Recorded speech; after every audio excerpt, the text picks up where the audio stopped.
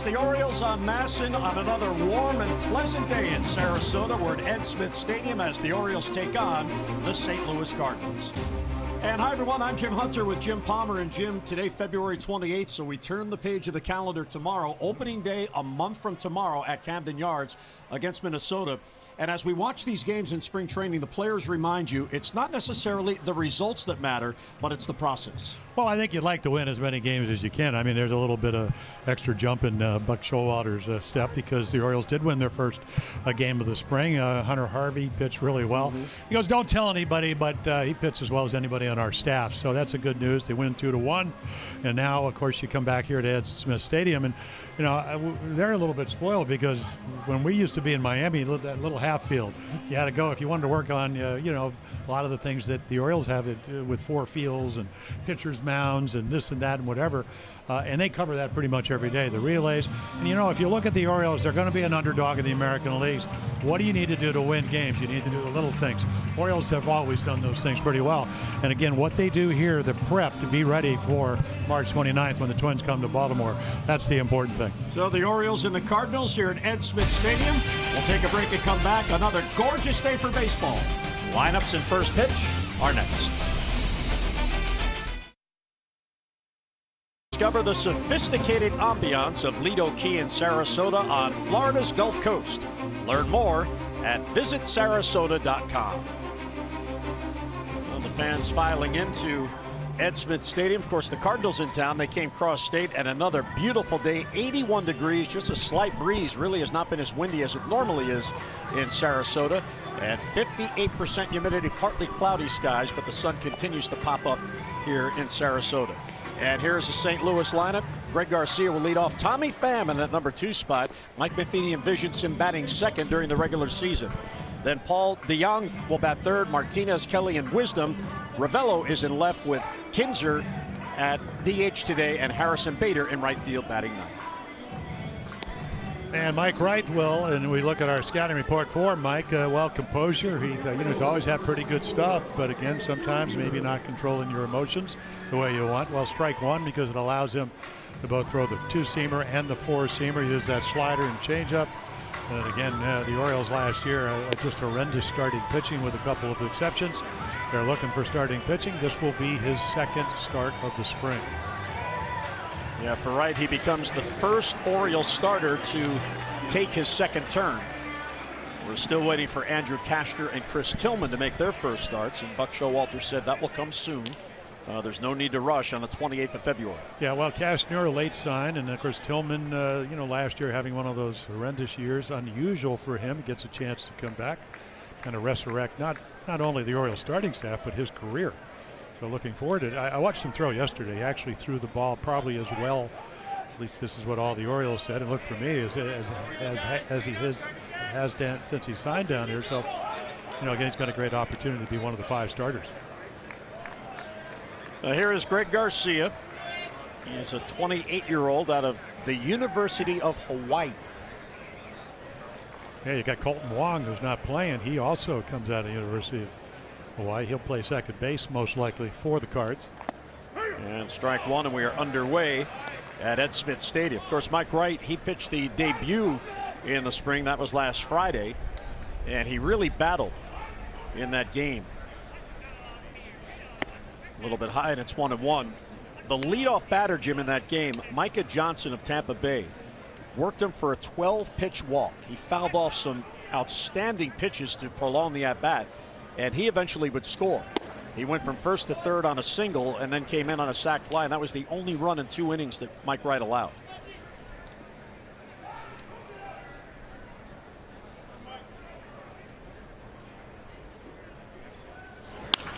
Weak ground ball to Scope. Jonathan has it. And one away in the Cardinal first. Yeah, take a look at the Orioles defense here in Sarasota, and as it usually does, the wind blows out, so you have the outfield, Mancini, Jones, and Rasmus. Colby, after really stopping playing for Tampa last year, comes back. Beckham at third, Machado, Scope, Trumbo. It was going to be Chris Davis at first, but he'll be the DH, and then you got Caleb Joseph, who's had a little bit of a tight shoulder, so he's behind the plate. Colby Rasmus, the Orioles' new right fielder. playing against his former team. He was originally drafted, first-round pick by St. Louis. Here's Tommy Pham, who finally got a shot last year to be an everyday player. How about a guy, talk about perseverance, 809 minor league games over 12 minor league seasons. And then he comes up, and I mean, he has one marvelous year. That's going to find the hole and a base hit up the middle. You know, and the thing for Tommy Pham, you know, because he finally gets to the big leagues at age 30, he can steal bases. He led the second in home runs. He can, you know, high on base percentage, over 400. They can move him to center field. They got Marcell Ozuna. And again, this is just, you know, this is what the good hitters do. They get a ball in the middle of the plate. They don't have to hit it hard, but they hit it where nobody's playing. And now all of a sudden, and they stole 3 bases down south in Fort Myers yesterday. It'll be very interesting if, with Pham, who can run, will be running against Mike Wright. Paul DeJong, the Cardinals shortstop, takes low. He burst on the scene last year, so this is second season. 24-year-old shortstop. Yeah, second in the National League Rookie of the Year voting. Only Cody Bellinger of the Dodgers ahead of him. A 2-0 the count. In his start on Friday, Mike Wright had a pretty good cutter going. Of course, we know the velocity. I don't know that he can consistently reach 98 anymore, but he certainly has reached that level in his career.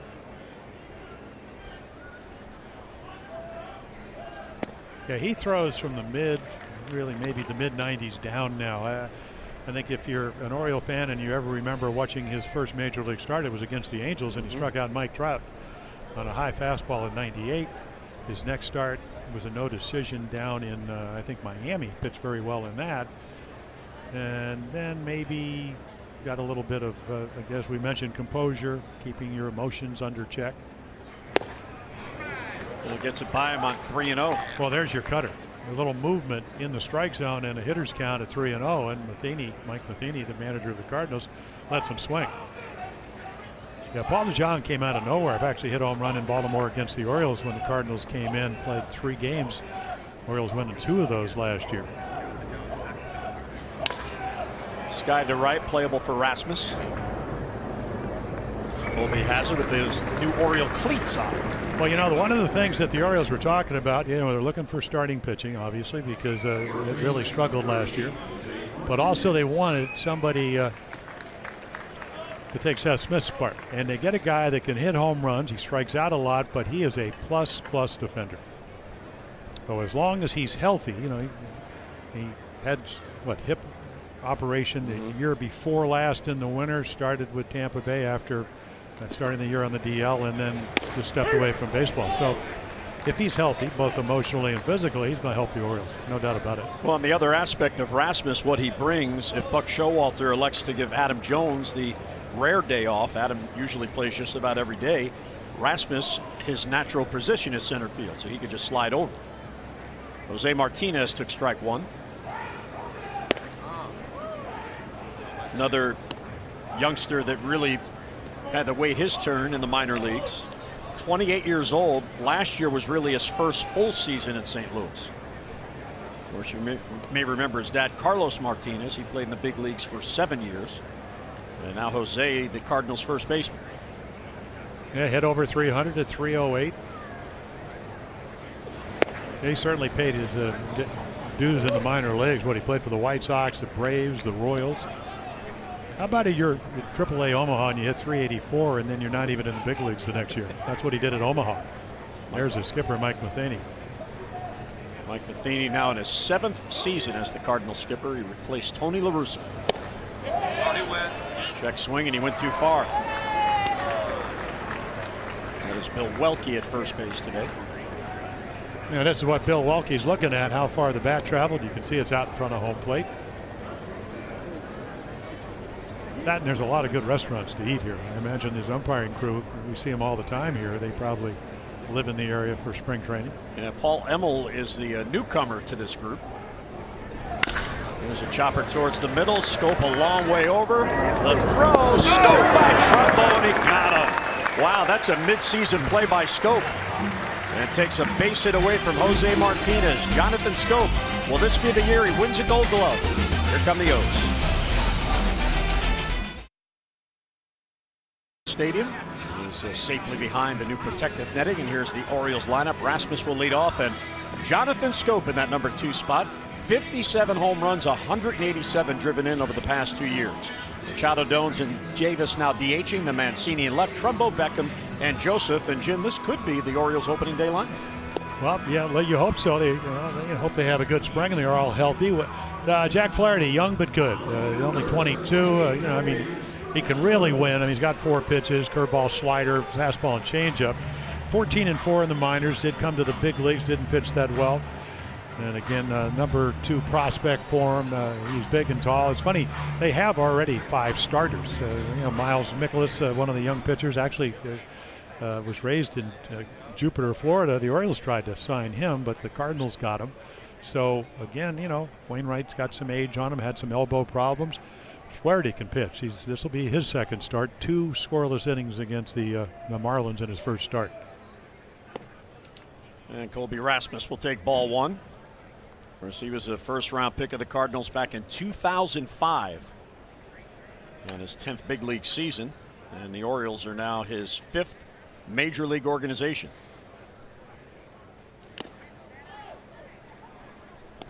Well, if he stays healthy normally, and they're going to put a shift in already, even in spring training, because they know he's a pull hitter, he's going to hit over 20 home runs. He's going to strike out if he plays regularly over 100 times, because that's what he does. And he's going to help you defensively because he can run and throw. Slicing towards the gap, there's Tommy Pham, and it'll fall in for a base hit. And he's probably going to hit 300 if he does that. He just gets a fastball away and hits it where nobody's playing. We'll take a look right here, and again, I mean, it's outside half of the plate. Doesn't try to pull it, even though they had the shift on. And you got your leadoff batter on. Rasmus, 31 years old now, as Jonathan Scope comes up. It's a nice little year for Jonathan, wouldn't you say? Yeah. On base percentage up dramatically. First time he's drove in over 100 runs. First time he's hit 30 home runs. First time he hit over 290. Well, he had a very quick recovery. He was scratched from the starting lineup on Friday. He had bursitis in his left elbow, and it was drained, and he was listed as day-to-day, and then the very next day he was in the lineup. And then on Monday here, he had a home run. He was looking for a breaking ball, and it was a breaking ball right in the heart of the plate, and he hit it out deep to left field. Well, I think if you ever listen to our broadcast, and when it started, the low and away slider, all right-handed hitters have trouble with that from a right-handed pitcher. But you hang a breaking ball to Mr. Scope, he's as good a hanging mistake breaking ball hitter on the ball club. It's not that other guys can't hit that pitch, but he very rarely misses that. Nice play by Kelly to prevent a wild pitch there. Whoa. That one exploded. Well, it's funny, Mike Matheny was saying, he's young, but I don't want you to think he's not any good. Mike Maddox on, and you can see right on the outside corner. So, again, to hit that kind of pitch, and that's what pitching's all about. If you can stay out of the middle of the plate, you got to have a real solid swing and stay on the ball. 2-2 the count. Well, Flaherty was the Cardinals' first-round pick out of high school in 2014. He attended Harvard Westlake High School in Los Angeles. And that high school, he was teammates with Max Fried and Lucas Giolito, who's now with the White Sox. So all 3 of them first-round picks. And that team was so good, when he was a sophomore, he was the third baseman. Couldn't even crack the rotation. Real good off-speed pitch there, gets Scope. Yeah, we talked about having 4 pitches, and there's the curveball. So, again, you make a mistake to Jonathan, and this is not one of them. I mean, this is a breaking ball that starts. I mean, this is a 2-strike pitch. You throw it for the middle of the plate. You want it to start as a strike, end as a ball, and that's exactly what he does. 22 years old, 6'4", 205. There's Mike Maddox, the new St. Louis pitching coach. When I look at numbers, Jim, I just look, okay, for a young guy, and, a high school pitcher, does he walk anybody? 11 walks in 63rd and a third, 24 and 85, 10 in the big leagues. The walks went up a little bit, and so did the ERA. But getting to the major leagues last year, he pitched to contact. Not afraid to throw the ball over, and why would you? He's got great stuff. Last year went 14-4 in the minor leagues over 25 starts, combined with Double-A and then Triple-A Memphis. Yeah, the other thing is, I look collectively from when he first got GLC, Cardinals, then Peoria, Palm Beach, so he worked his way up. Palm Beach's A-ball, 5-9 record, but again, very low ERA. 29-17 in the minors with an ERA of under 3 runs a game. That's pitching. Good take by Manny, 2-1. And you look at his season last year for Jack Flaherty. Mentioned he won 14 games, so he won 7 in Double-A and then 7 more in Triple-A. So he was equally effective in each league.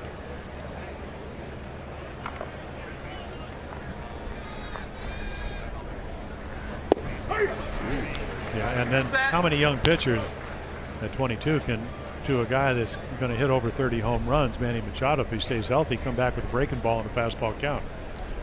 Those are the little things that Mike Maddox in his first year as the Cardinal pitching coach is looking at. And he stays alive. So then once you do that when you're behind the hitter, now 2-2, Manny has no idea. Is it going to be a slider? Is it going to be a fastball? A little bit late on that heater. Well, the number 5 spot in the Cardinals rotation is technically up for grabs. You mentioned Mikolas, who is probably the front runner for that, but this kid may pitch his way onto the team. Manny got under it. Yeah, able to get that fastball in on his fist. So let's take a look at their defense here at Sarasota with the wind blowing to left field. Ravello out of Cuba. Tommy Pham, Bader, Wisdom, DeJong, Garcia, Martinez, and then Kelly doing the catching. Adam Jones gets an at-bat here in the first. Rasmus led off with a single. He's still at first base with 2 down. Adam entering his 11th season with the Orioles. And I reminded him that 11 years is a generation. Chuck Thompson taught me that way back when, and he said, wow, I've been here a generation. Well, he's been a generational player for the Orioles for a lot of reasons, and it's not all what he's done on the field. That's a big part of it, but what he's done in the community. I mean, this is a young player. He'll turn 33 in July. That is really become the face of the franchise. Absolutely. And it's, again, he's got a huge heart. He understands how important, if you're going to play in a community, you want to be part of it, and he's done that.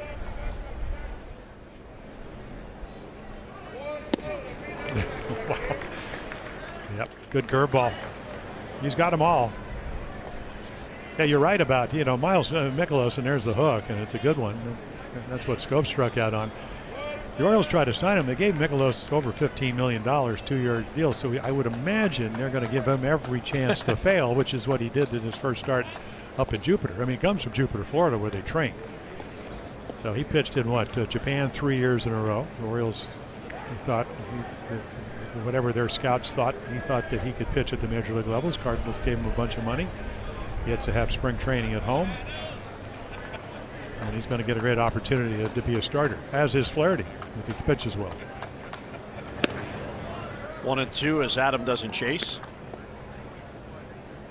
Adam will turn 33 on August the 1st. He's had 7 consecutive seasons now of at least 25 home runs. So a very, very consistent player and performer for the Orioles.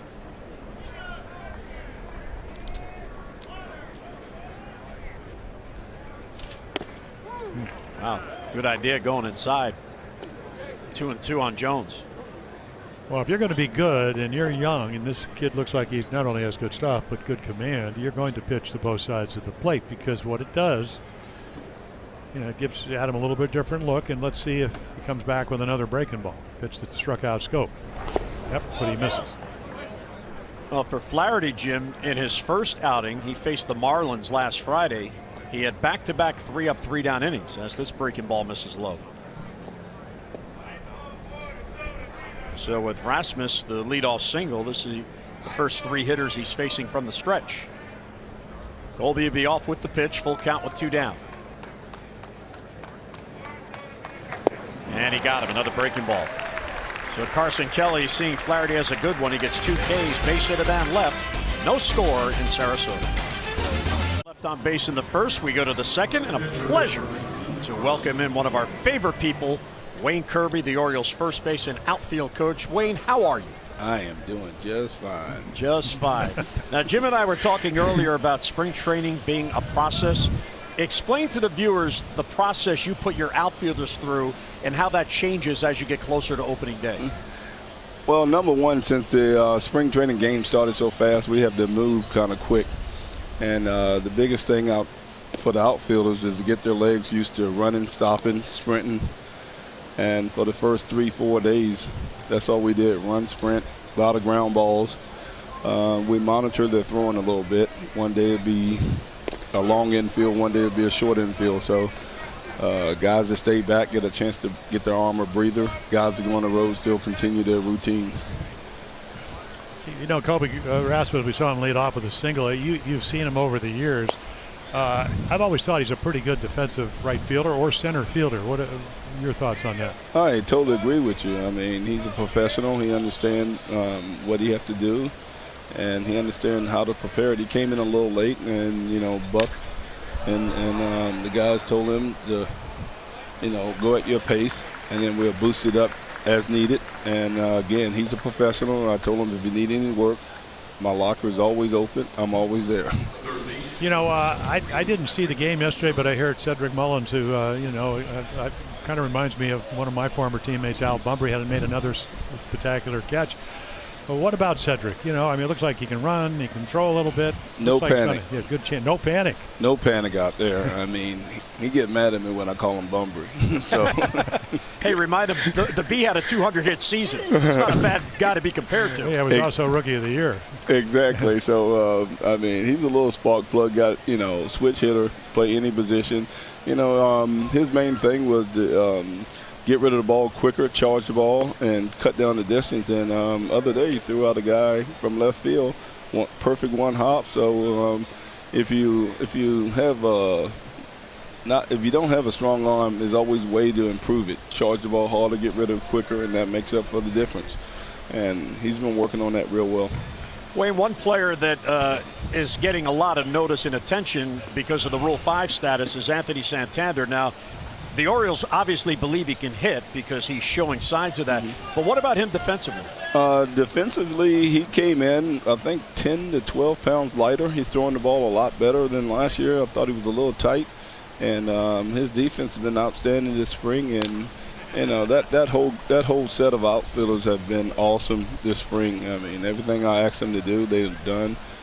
Drop steps, charging the ball hard.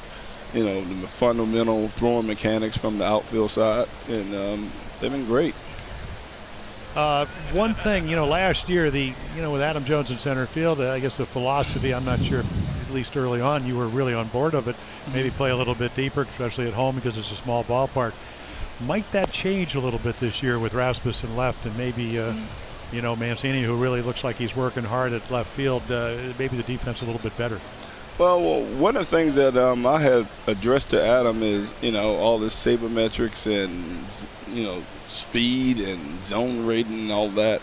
We changed a few things up. I found out that his first step, you know, Father Time to get on you every once in a while, that I found out his first step was not as quick as it could be. So we worked on a few things on his angles of his feet, you know, almost like a tennis player going side to side. You know, it's easy to come forward, easy to go back. Side to side is where it's at. And I think he picked up a few steps. Is that a little anticipation thing where, I mean, everybody's in the ready position, but maybe a little more of an awareness to that? Well, I mean, I have found out when your feet are pointed straight at home plate is a false step. It's a false step somewhere along that to get you on the right path to the ball. So when your feet are slightly angled a little bit, it's easy to drop step on each side. It's easy to sprint to the ball on each side instead of making a false step. So that's what we're trying to eliminate with all the outfields, not just Adam. We're just trying to be a little more fundamentally sound. Wayne, final question. I want to ask you about Austin Hayes, who has not been able to play outfield yet because of the sore shoulder. Maybe by the end of the week he'll be back in. But he made a comment in the offseason that he needs to back off a little bit. You love aggression, but controlled aggression is what you're looking for, right? Right. It's almost Austin's a great kid. He plays everything 100%, and sometimes you got to slow it down in order to do what you need to do. And right now he's a little tender under the shoulder, but I think he'll be back next week sometimes, and we'll ramp it back up for him at a good pace, get him back on board. Well, it certainly showed that he can hit at this level last year, so hopefully he'll be the complete player. Well, Wayne, we appreciate it. Always great to see you. We hear you, by the way, wherever you are in the ballpark. It's great. We know when you're around. Well, you got to have fun in this game. All right, well, have a great year. We appreciate the visit. Okay. And there's a ball hit deep to center field that Adam Jones on cue runs down. See that? He listened to his coach. 3 out, 3 down inning for Mike Bright. Mid-second in Sarasota. O's and Cardinals, no score. O's getting set to bat in the bottom of the second. Of course, Jim, it's all about the starting pitching, and here are the projections and the other 6 in the mix for that number 5 spot. Yeah, so Gosman, Bundy won 13 games. Cashner, a couple of years on the deal. Tillman.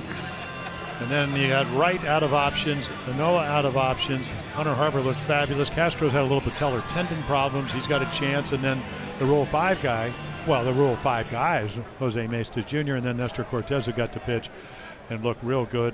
Finesse left-hander, but really has great command. Reminds you a little bit of Scotty McGregor moving the ball around all different quadrants and changing speed so well. You would have enjoyed seeing Cortez in his outing on Saturday as Chris Davis takes ball 1. His fastball is 88, 89, occasionally 90. But he was throwing breaking balls in the 70s. I mean, they talk about 10-mile-an-hour differential. He was almost 20 miles different. Well, all you got to do is, look at, Rich Hill with the big curveball. And, spin is in now, Jim, as you know.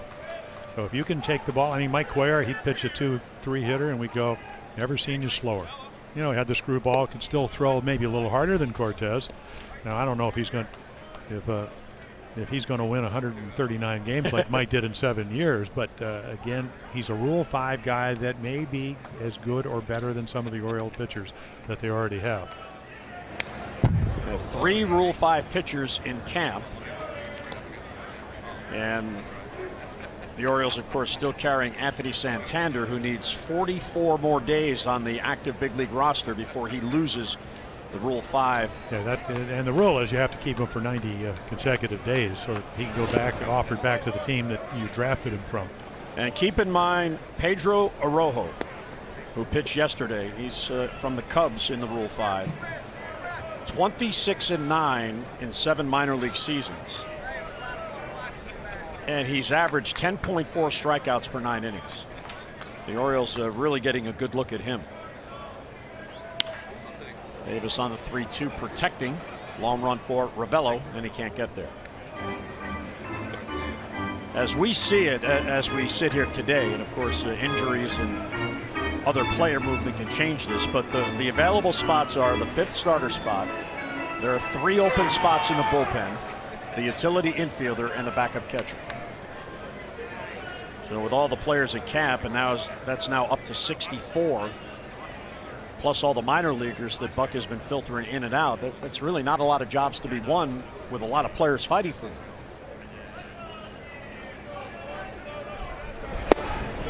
Chris Davis with a real good at-bat draws the walk. So the Orioles, for a 2nd straight inning, get their leadoff man on. Fans, 2018 Birdland ticket memberships are now on sale. Just go to Orioles.com and you'll save an average of 15% off single game ticket prices. Plus, receive exclusive orange carpet benefits, including access to opening day, MLB's most flexible exchange policy, and early admission to the ballpark. Find the membership that is right for you online at Orioles.com. And here is Trey Mancini. Crushed, but he got out in front of it. I think he guessed right. Well, again, if you have a good swing, and I was talking to B.J. Surhoff when the club was on the road, but guys stayed back. You have a good swing, you're short to the ball, and look at that. Just wallops it, but as you mentioned, gets out in front a little bit, and that ball, it wasn't like it was out over the plate; it was in. But again, a very quick bat, power to all fields. Marvelous rookie year. Pretty much in all facets. You know, a couple of mini slumps along the way, and then, you know, didn't let him bother him. Made some adjustments. 340 with runners in scoring position. Orioles at 287 as a team. He was a big part of that. Off the end of the bat to right field. Bader went back, but now will come in. And he's got it for the out. Well, that's the wind. I mean, the wind is gusting the other way. Harrison, or that was Munoz. Munoz.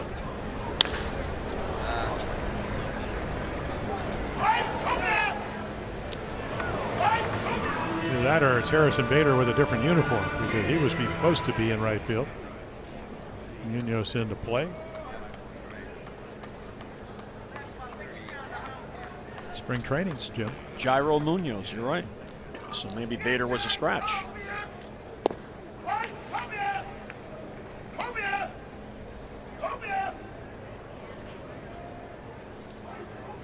Mark Trumbo at first base. He was in the lineup as the DH, and then he and Chris Davis flip-flop positions.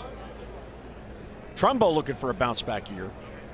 If Davis and Trumbo have bounce-back years, the Orioles will certainly benefit from the extra production. Yeah, the Orioles are a little bit under 4.6 runs per game. Houston was over 5. Again, major part of the offense, especially, you know, 3-year deal. This will be the second year of those 3-year deal that Mark signed after the 47 home runs 2 years ago. And he got him. Looked like the same pitch. Yep, and it's a good one. Well, again, you mentioned how Flaherty, he's 6'4". He's got a really good windup. You know, I kind of watched his balance points, and little slider, perfectly thrown. Again, you know, the appearance of a good slider, it's because it slides away from the strike zone. If you have good tilt on it, it's not flat, as it starts out a strike and ends up in a ball. And he's done that on 3 occasions now. Tim Beckham in the number 8 spot. Davis at first now with 2 down.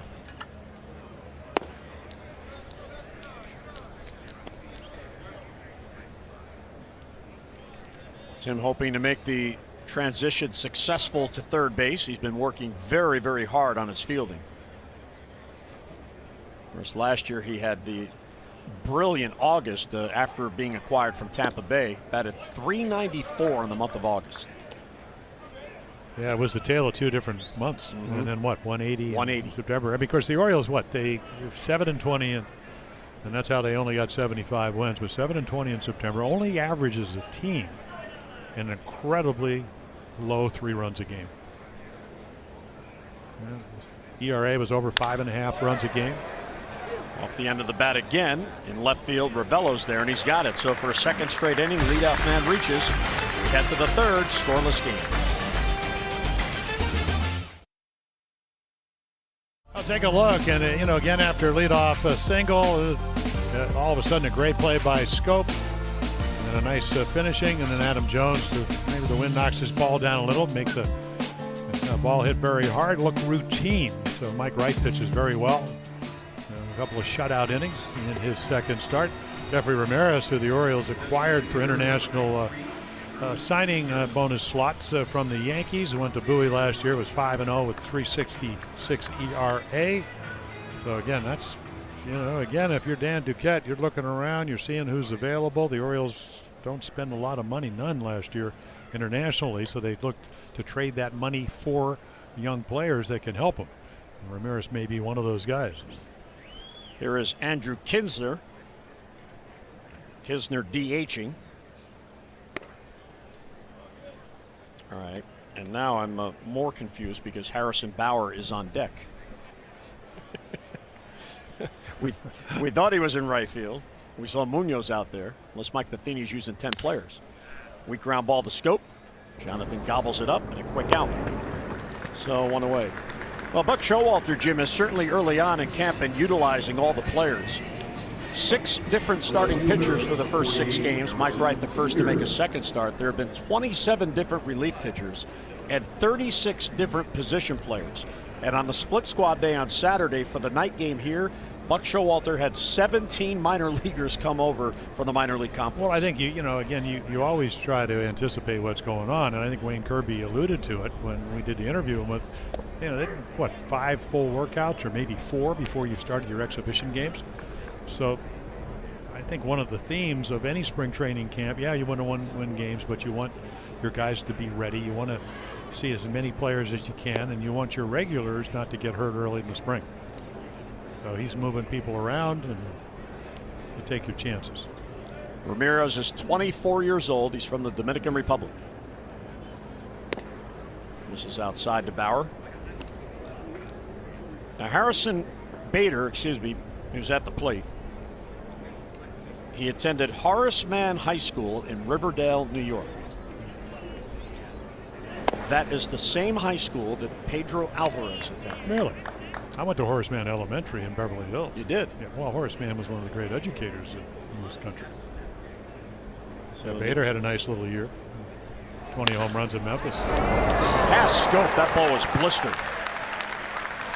And if Jones will play it back in, so a 1-out single. Well, they always talk about the good hitters. They can hit line drives back up the middle into the opposite field. Watch Bader on this. I mean, this is a rocket that you think Scope's going to catch, but it is hit so hard he can't get to it.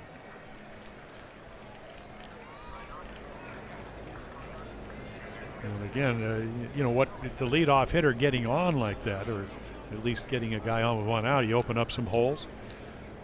Greg Garcia, second time up, and the one thing he can do, he can hit. 28 pinch hits since 2014, and that's what you get to do in the National League if you're a utility player.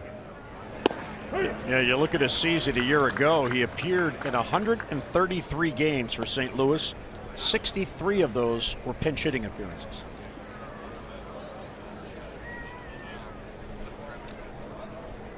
One-out single by Harrison Bader, who's at first. Well, one of my teammates, Terry Crowley, who went on to, won a couple of world championships with the Reds, came back to the Orioles. Premier pinch hitters, I think 110 or 113 lifetime. That's where he learned, National League.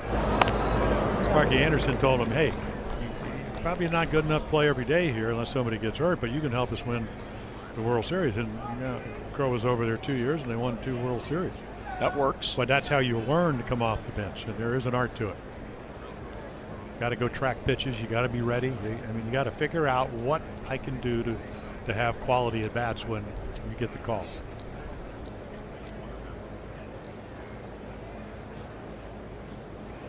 A real good off-speed pitch there. Ramirez, keep in mind, last year in AAA went 15-3. He was 10-3 at Trenton, and then 5-0 in 6 starts at Bowie after being acquired. And those 15 wins were more than any other pitcher in AA baseball. All 3 leagues combined, he won more games. A little bit high with the fastball. And again, you get a young pitcher that's had some success winning, and then you move them up a rung. I mean, things change a little bit. And maybe, the hitters are a little bit better. But it's nice to have a guy that's used to winning. Runner goes, pitch taken inside. Caleb's throw bounces in there and not in time. Yeah, tough pitch to throw on because it's up and in. And then Bader gets a good jump. Yeah, the Cards stole 81 bases last year. A couple of years ago, they stole 35 and got caught 26 times. So speed is going to be, especially with Pham and Colton Wong, and they got a lot of young outfielders. Even Ozuna can run a little bit. So they will steal bases when the moment presents itself. A full count on Greg Garcia. That ball's ripped to right, but Rasmus is right there. Fires behind the runner, but Bader gets back. So 2 down here in the St. Louis 3rd inning. Well, don't forget about Kids Opening Day. Comes your way Sunday, April 1st. Oza Twins at 1:05, and all fans 14 and under will receive a retro Oriole Bird Bank presented by Wise Markets. Now, throughout the day, young O's fans will enjoy special activities, including the chance to take the field with the team and be part of a special pregame festivity. And after the game, it is Kids Run the Bases, also presented by Wise Markets. Now, all children ages 4 to 14 will have the chance to run the Oriole Park bases just like their favorite birds. Get your tickets at Orioles.com. Always fun on Sundays to watch the youngsters out there running the bases. As Pham takes a strike.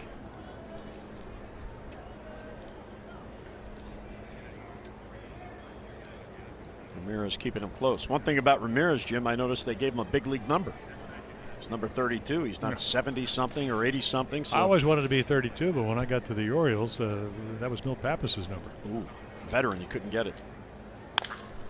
Off the end of the bat, long run in for Adam Jones. And he runs it down before going into a tumble. Nicely done by Adam Jones, his second outstanding play in this game. So 1-out single and a man left. It's all about defense. Adam Jones runs it down for the final out. How's everybody doing? Ed Smith Stadium in Sarasota, one of the picnic areas. Very popular here. There's one down the right field line and another pavilion in left field.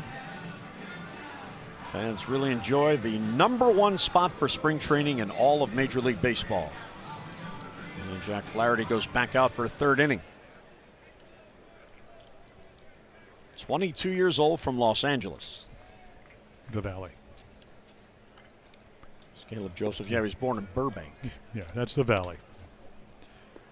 Get over the Valley, temperatures rise. Is that right? Yeah, Rick Dempsey lives out. He was a little north of where he went to school, out in Calabasas, that area. Called Demper. I was going up to Santa Barbara. I left Corona Del Mar. It's about 69. I get up there, it's about 96. I go, Demper, it's real hot where you live. Beautiful day here in the 80s again. Yeah, the thing about Florida, when you get into the 80s, you want the wind to do exactly what it's doing. Maybe not if you're pitching because it's blowing out to left, but you want to breeze. And we got that today. Well, I arrived here last Tuesday, so week and a day, and it's been in the 80s every day, and the first 2 days it hit 89 each day. Caleb fights off another real good pitch. Boy, Flaherty can pitch. 40 pitches, so he gets a third inning. We thought Mike Wright might pitch a third inning. Buck Showalter said before the game he was looking at 50 or 55 pitches, and he came out after 31. Yeah, I was trying to look down on the bullpen to see if he maybe do another inning in the bullpen. Caleb Joseph and a diving stop by DeYoung, but he won't be able to get him. That's an infield hit. Yeah, I think that maybe Flaherty thought there might be a play because he does get the bit on his fist, but again, another good swing because he was able to get enough of the bat head to get it into the hole. And then DeYoung, excellent play, one hopper. Caleb easily kind of turned his offensive career around last year after not driving in a run the year before. You know, hit over 250 last year, did a nice job backing up Wellington Castillo, and he got a chance to be probably the starter this year if he stays healthy. And hustling down the line to make sure he got that base hit. Colby Rasmus singled his first at bat.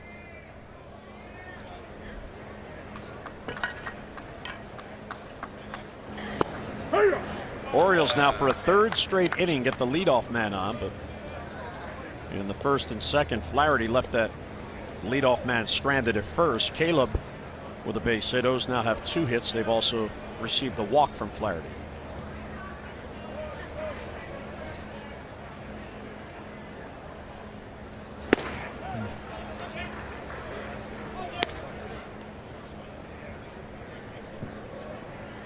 Yeah, they talk about Flaherty. I mean, they say, 90, 92, 94, that's probably where he maxes out. But again, when you have a slider, changeup, and curveball, that 90, 92 can be real crisp when you move it around the strike zone. Well, the 4 starters for St. Louis that are expected to be in the rotation: Carlos Martinez, Michael Wacha, Adam Wainwright, and Luke Weaver. So the question is, does Flaherty impress Mike Maddox and Mike Matheny enough to earn that number 5 spot at the age of 22? Yeah, and then do, Wainwright, he won 12 games last year. Does he stay healthy? Had some elbow problems. It's nice to have, we talked about it in spring training, in 2016, the average team, other than maybe the Cubs, 9.5 to 11 starters. Well, they always talk about health is wealth. Mm-hmm. Having a lot of starters is wealth, and you need them. And as Flanny used to remind us, you need that deep depth. Deep depth. Rasmus with a good eye works the count. 3-1 on Colby. And low. He'll take a walk. Rasmus, one of the players, Jim, no batting gloves. Goes up there with the bare hands. So for the first time in this game, the Orioles get 2 on in the same inning. And Jonathan Scope, who struck out on a good breaking ball, he gets a chance to see Flaherty now for the second time. And I know it's early in the spring, but this is what starting pitchers have to be able to do. Second time, hitters hopefully will make adjustments, and you know, again, if they don't adjust to you, you just keep doing what you've been doing.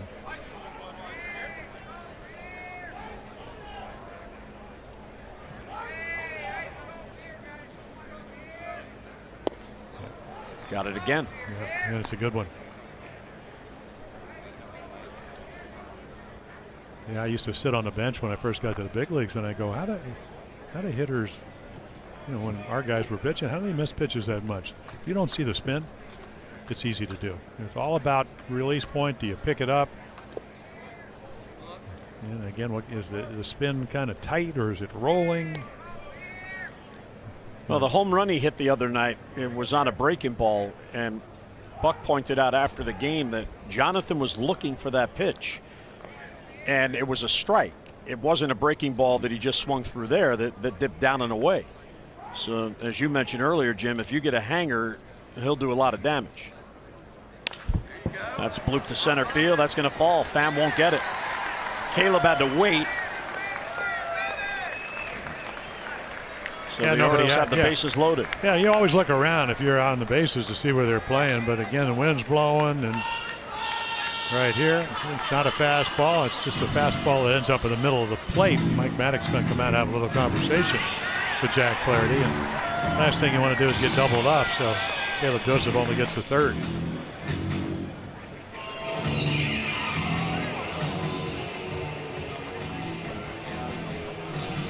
So they get somebody up in their bullpen. And as you mentioned, 2 innings against the Marlins the first time for Jack Flaherty. And he's got the bases loaded, nobody out here in the third, with the heart of the lineup coming up.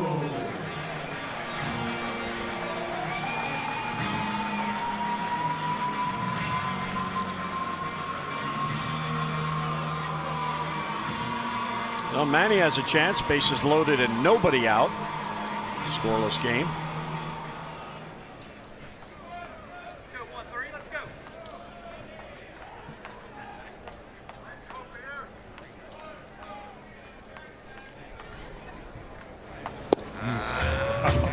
So guessing fastball, didn't get it. Last year, Machado 33 home runs, 95 ribbies. Yeah, slow start, 230 before the All-Star break, 290 afterwards. 12 home runs, 12 of those 33 in the month of August.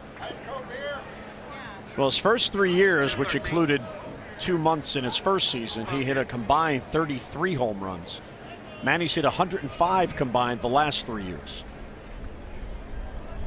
That ball's crushed, left field, back it goes, and that ball is gone. There's a grand slam for Manny Machado and a 4-0 Orioles lead.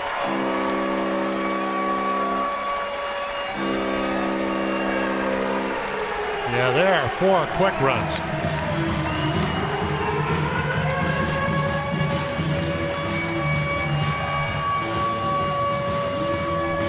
So Machado gets into it, hits it out. And the Orioles grab a big lead early on 1 swing. Yeah, Flaherty is going to lead the game after that. And again, you know, it started with a kind of a jam chop hit by Caleb Joseph, then the walk, and then right here, I think he's trying to run the ball in on him. Look how quick this bat is. And Bader, who moved to left field, I think he thinks this ball is going to stay in the ballpark. It just rockets out of here. First spring home run for Machado was a grand slam. Pitching change in Sarasota.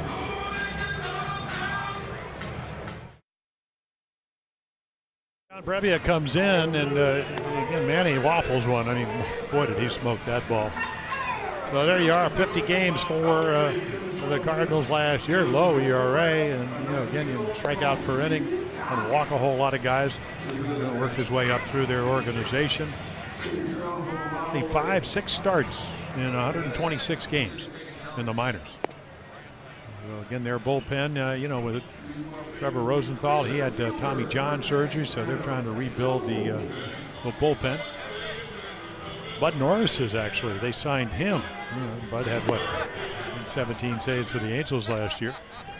So he's in camp. And they don't.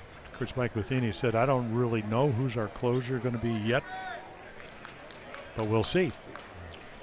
Brebbia pitched in college at Elon University, North Carolina. He's a native of Florida. So Flaherty goes 2 innings plus 4 batters, and those plus 4 batters all scored. Yeah, Brebbia, one of those Rule 5 guys. You talked about the Orioles having 3 pitchers in camp. Played independent league baseball in Sioux City and Laredo back in, 2014 and 15. Signed by the Diamondbacks, left off their 40-man roster, and the Cardinals swooped down. Adam fouls off a breaking ball.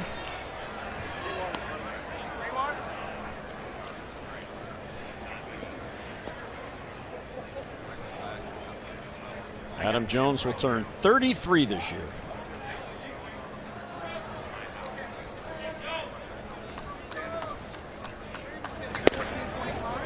Swing through a high fastball.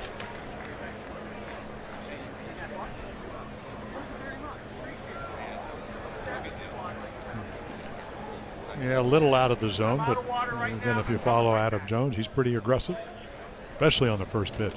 Usually in the league leaders as far as swing at the first pitch, which really nothing wrong as long as you don't swing at pitcher's pitch. But there's another 94-mile-per-hour fastball, and Adam goes, wait, it's first week of spring training. Yeah, where's the changeup? Right on the outside corner. Nicely presented by Carson Kelly behind the plate. Yeah, Adam has yet to don the gray pants. All his appearances have been in the home games. That's the way it's supposed to be when you absolutely in your 11th year. I'm not sure he has gray pants. Well, when I got over early, I usually get up on the East Coast and drive across. So like about 8:30, 9 o'clock yesterday morning, I said, "Do you go on the road trip?" He pulls back his pants. I didn't see any gray ones. I'm wearing white today, which is, he stayed back yesterday. Hit extra. Did all his throwing and drill work.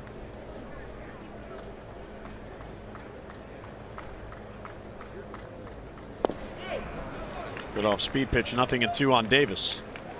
Yeah, if you're standing on deck and you just see Brebbia come in, throw 94 right behind, past a good fastball hitter, you get easy to get fooled on a good breaking ball.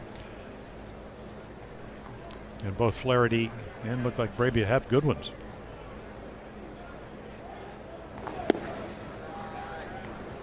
Well, Davis worked the count to 3-2 and then worked the walk in his first plate appearance.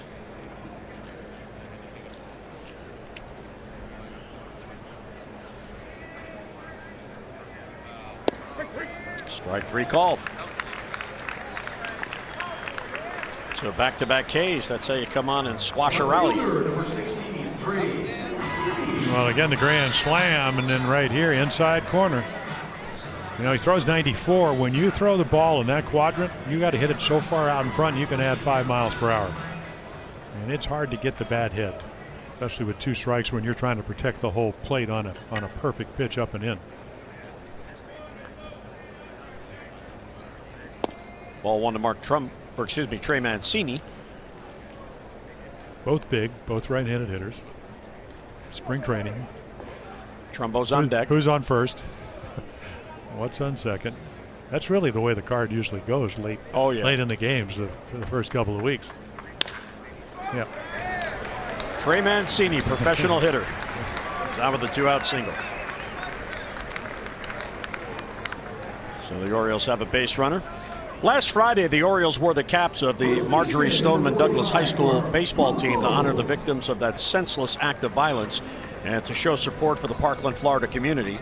Go online at Orioles.com/auctions and you can bid on these autographed and authenticated game-worn hats. Now, all the proceeds will benefit the Broward Education Foundation. Bidding will close on Sunday, March the 4th at 6 p.m. Orioles.com/auctions for your bids.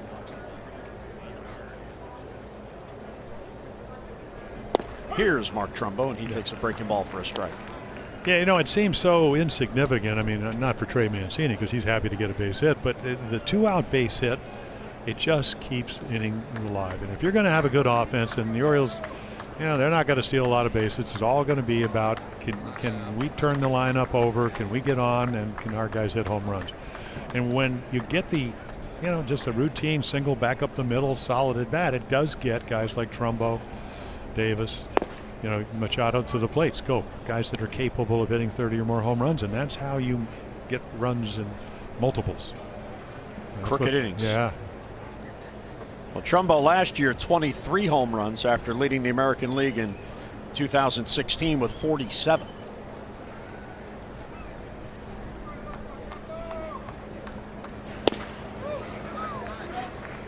Late on the swing there, 1-2. Yeah, I think for spring training, and I think we're going to talk to him later on in the telecast. I mean, it's revamping the swing a little bit. Got married in the offseason in December. Congratulations on that. Chris Davis had twins. Jill had twins. Dan turned 30. He actually went home for that birthday on Saturday night so he could celebrate it with her, and then came back for Monday's game. So a lot of things going on, and if you don't have the year that you want to have, but the first year in Baltimore with 47 home runs, leading the major league in home run, that was his best year ever. RBI wise, runner in scoring position wise.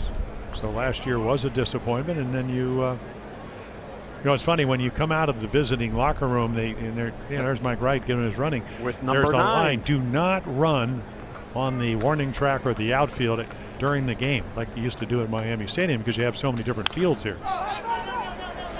Well, that's serious if number 9 is with him. Brady Anderson. Yeah, they're doing more than just running. They're doing high leg steps and all the stuff they do now. I always wonder, could I have ever pitched 300 innings if I had to do this stuff? I probably would have gotten hurt. Trying to keep them flexible. Trumbo fouled off a good pitch to prolong the at-bat.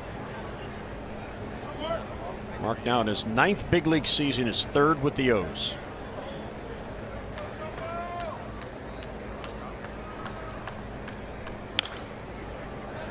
Again with 2 strikes, protecting the outside corner.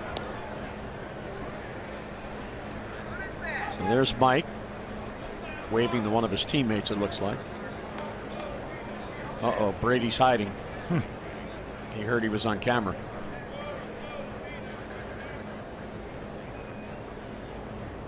On Saturday before the night game against Minnesota, Brady was pitching batting practice here on the field. He's doing it all. There's a strikeout. So Rebbia comes on and strikes out 3, but the Orioles get the big blow. Manny Machado against Jack Flaherty. His first spring home run is a grand slam for a 4-0 Orioles lead.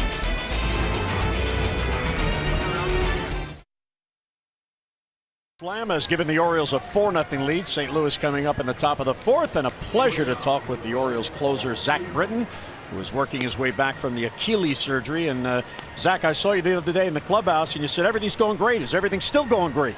Yeah, absolutely. It's moving along really well, maybe a little faster than I thought. Coming here to the facility, we have a lot of things that can speed up recovery. We have these lasers. We got a underwater treadmill. So progress has been really good. Been able to play catch about 4 times now. So, well on my way. Maybe a lot of people know that you suffered it, but it was pretty innocuous as far as just running in the outfield, doing some sprints or training. Yeah, just normal sprinting that I would do every off season, and then I kind of slipped. It was the grass was a little wet early in the morning, and yeah, just went out on me. It felt like somebody punched me in the leg, and it was pretty painful. So it's been a grind to get to where I am, but I can kind of see that light at the end of the tunnel a little bit. Can you do a little bit of throwing? Yeah, I've been feeling good through again today, about 90 feet, and feeling really good. Trying to find my arm slot, and I really don't think about the foot or the Achilles at all. So I think that's progress right there. When is the point? Is there a milestone or a goal where you're no longer even thinking about it? What did the doctors tell you? How long, how many weeks, in fact, before you could say, okay, I'm back to being Zach the baseball player? Well, he said, you're never like you were, prior to surgery. It's a new normal. Obviously I'm going to have a thick Achilles back there for a long time. But about 12 weeks. So I got 2 more weeks till I reach, the 12 weeks has always been something that the doctor had mentioned right post-surgery was, hey, 12 weeks, let's get to 12 weeks, and then I can start doing, a lot more baseball activity. So I got 2 more weeks before I can start doing that and really, start being a pitcher again.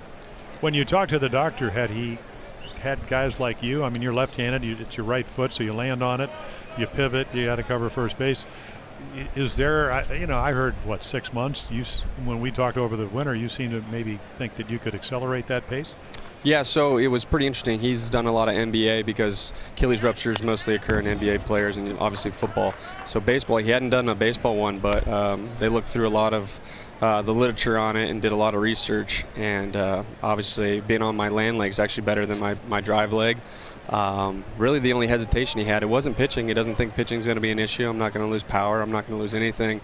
Pitching-wise, it's just about running over to first base or fielding bunts is where I'm going to have to get some confidence back and ease my way into that. But from a pitching standpoint, there was nothing there that he saw that should be an issue going forward. So you're thinking maybe more four-seamers and that the best sinker in baseball? We'll see. I hope not. I don't have to do that. I hope the sinker comes back to be right where it was. Well, Zach, last year you had a frustrating year with the injuries. You went on the DL April 16th, and when you came back, you appeared only 2 games and had to go right back in the DL. Did you learn anything from that experience last year? I think a little bit. This is a little different, but some patience, I think, and understanding when I'm ready to get back with the team. I think last year I pushed it a little bit early on. And I just want to take my time and make sure I'm 100% or as close to it as I can be after this injury. And that way when I'm back, I'm at the level that I expect of myself and the team does so that I can help the team win and not a hindrance to anything. Now, I notice in the spring games here at Ed Smith, you're always in the bullpen, usually up there in the canopy under the umbrellas.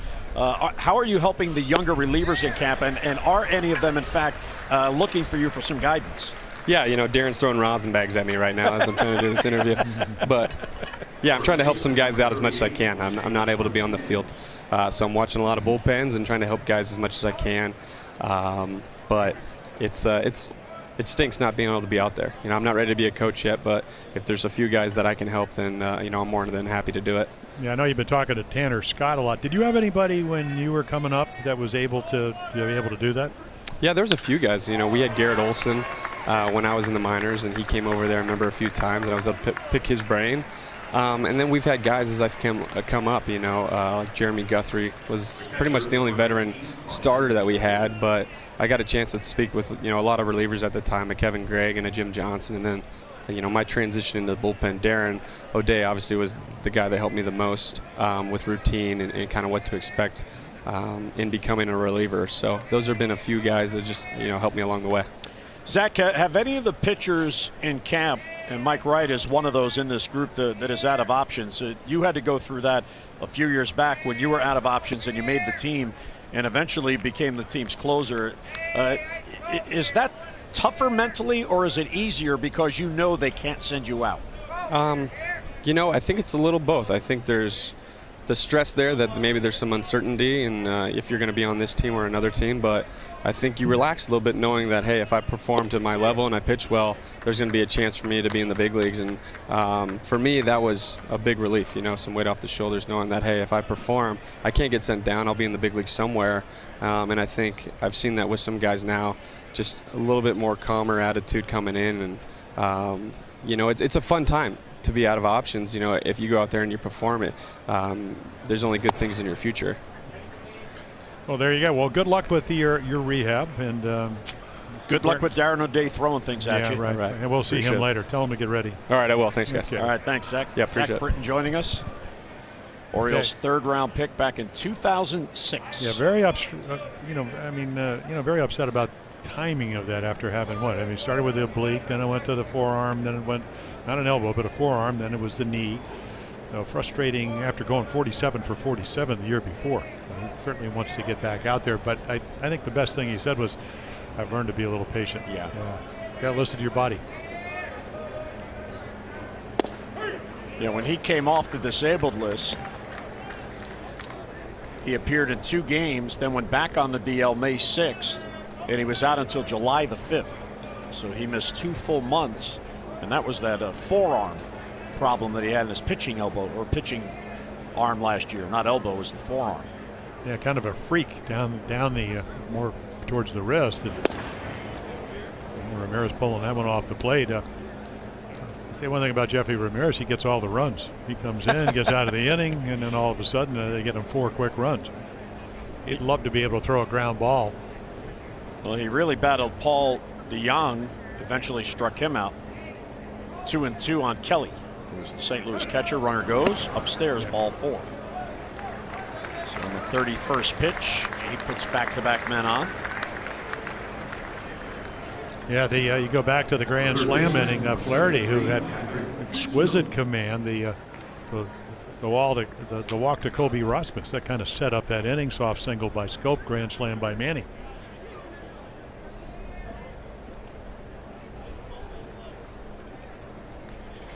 And then it brings up a guy that hit 31 home runs last year at Memphis, AAA.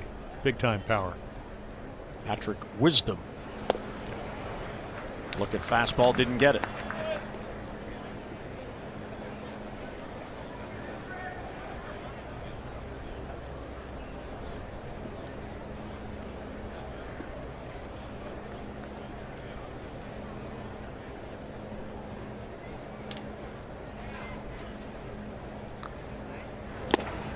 Another good fastball. Actually, I think it might have been a backup slider. He swung at it like it was maybe something hard. I'm not sure you want to keep throwing that pitch, but it worked. Yeah, count 0-2.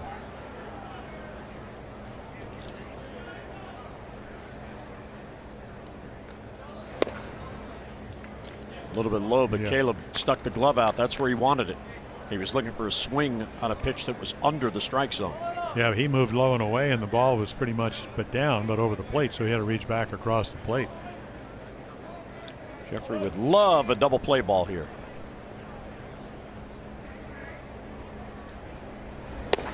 See, so there's a fastball at 91, and he tried to go in, but he didn't. So again, the luxury you have, we always talk about getting ahead, is that 1-2 that's now in 2-2. The last thing he wants to do is walk anybody. 1-2, you can throw that strike to a ball pitch.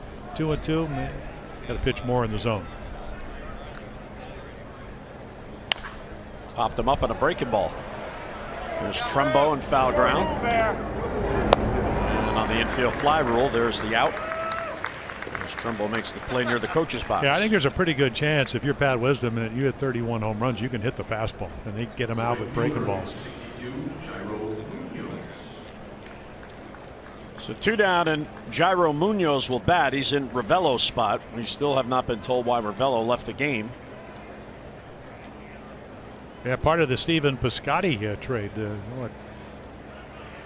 Randall Grichuk, a young power hitter, he got traded.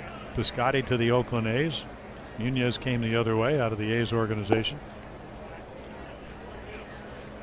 Double-A, Triple-A, hit 13 home runs last year. Hit over 300 at Double-A at 316, and then close to 290 at Triple-A. So he can hit a little bit.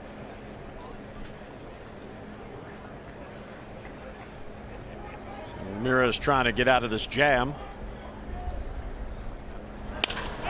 Left field, it hangs for Mancini and then falls quickly. There's a base hit. Martinez trying to score, and he will. A 2-out single by Munoz, and the Cardinals get on the board. Yeah, what it does, it gets them a run. It's going to get somebody up in the Oriole bullpen because of the pitch count. That's what they usually go by. That, and of course, how many runs you've given up, but it's mostly the pitch count. And then Trey one hopper to Caleb Joseph. Beckham not really getting into the cutoff position. Again, we talked about learning how to play third base. Otherwise, I mean, the throw wasn't high. It's just there was nobody to cut it off.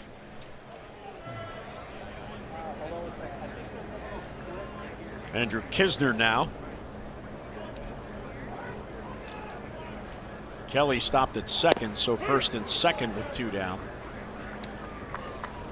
Well, these are the situations that managers and pitching coaches look at with young pitchers. How do they get themselves out of a jam they created? 2 hits and a walk this inning, a run in. Does he minimize the damage to get this 3rd out? Kisner's 23 years old. Last year he started in A-ball and then was promoted to Double-A.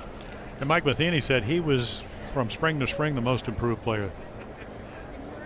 on their roster. I think they have, 83 players in spring camp over in Jupiter, something like that? 63. 63. Well, it seems like 83. Well, with all the minor leaguers they bring over, exactly, you may as well. Yeah. I mean, you should have seen the dugout on Saturday night as he gets the strikeout. So Jeffrey Ramirez does, in fact, minimize the damage. St. Louis gets a run. They strand 2 mid-4th, 4-1 O's.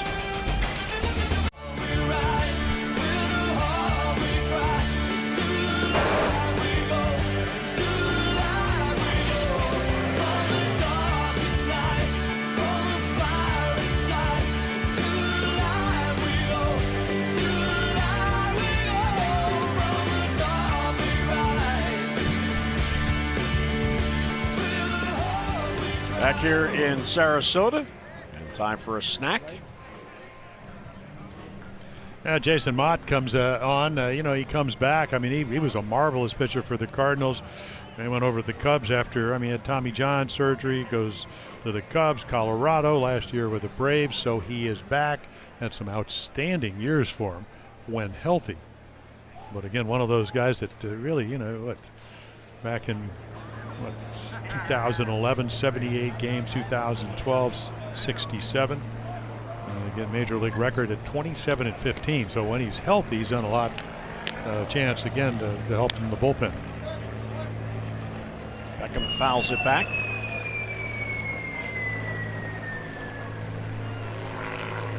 Greg Mott, one of their closers back in 2012 with 42 saves. The next year, the Tommy John surgery. Came back, pitched in 29 games for the Cardinals the next year. 8-1 with the Cubs the next year, but then shoulder and all kinds of assortment of injuries.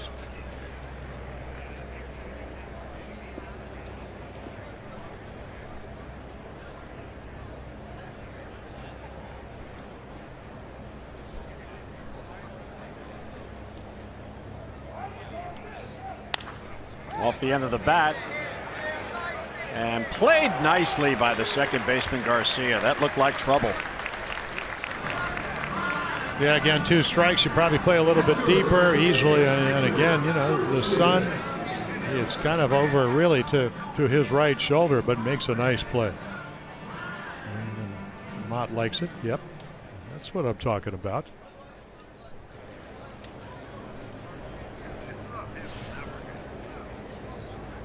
Caleb Joseph got the rally going last inning with a leadoff single.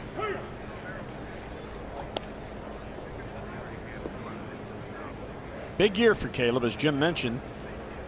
He has a chance to be the #1 catcher. Yeah, and then you got the battle of the backups. Again, will it be a platoon situation? Chance Cisco, talking to John Russell, he threw well yesterday, like the release. He's hitting well. A left-handed hitter. And you also got Austin Wynns. Got to meet him for the first time. Who's had a terrific year last year. Another great catch and throw guy. Yeah, he was outstanding at Bowie last year, Austin Wynns. He was 3rd in the Eastern League in gunning down potential base stealers.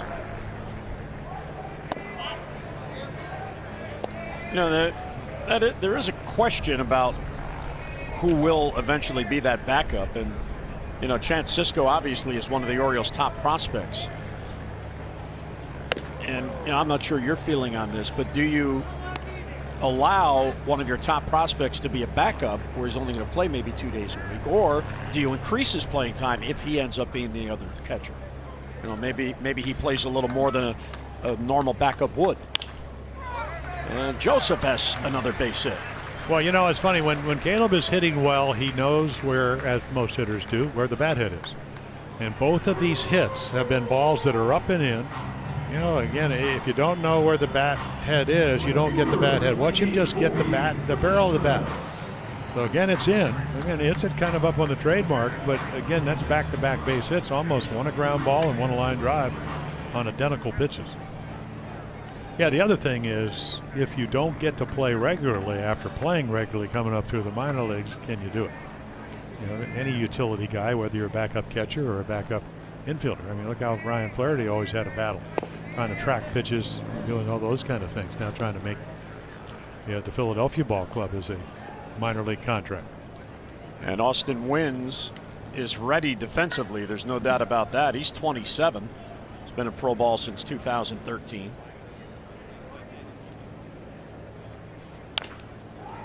Chopper to first. Martinez goes to second out there. No relay back to first. So on the fielder's choice, Colby Rasmus reaches with 2 men down. We invite you to enjoy Birdland's best value in family entertainment when your children ages 14 and under join the Junior Orioles Dugout Club. The memberships are just $25 and include your choice of 2 6-game ticket packages, a backpack, cap, and more.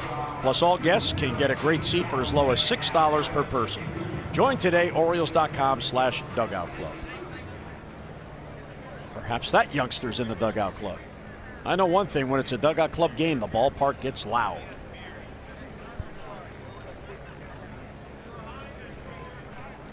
Jonathan Scope trying to keep the inning going to get Manny up. Breaking ball for a strike.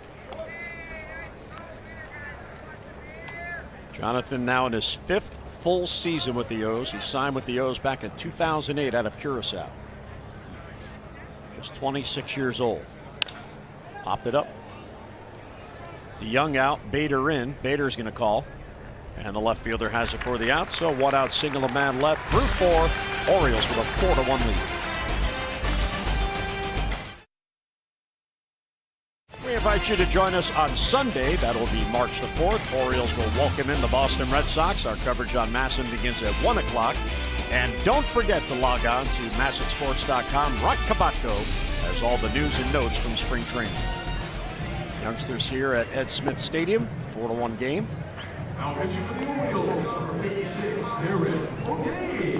Darren O'Day will come in. You can see last year 64 games.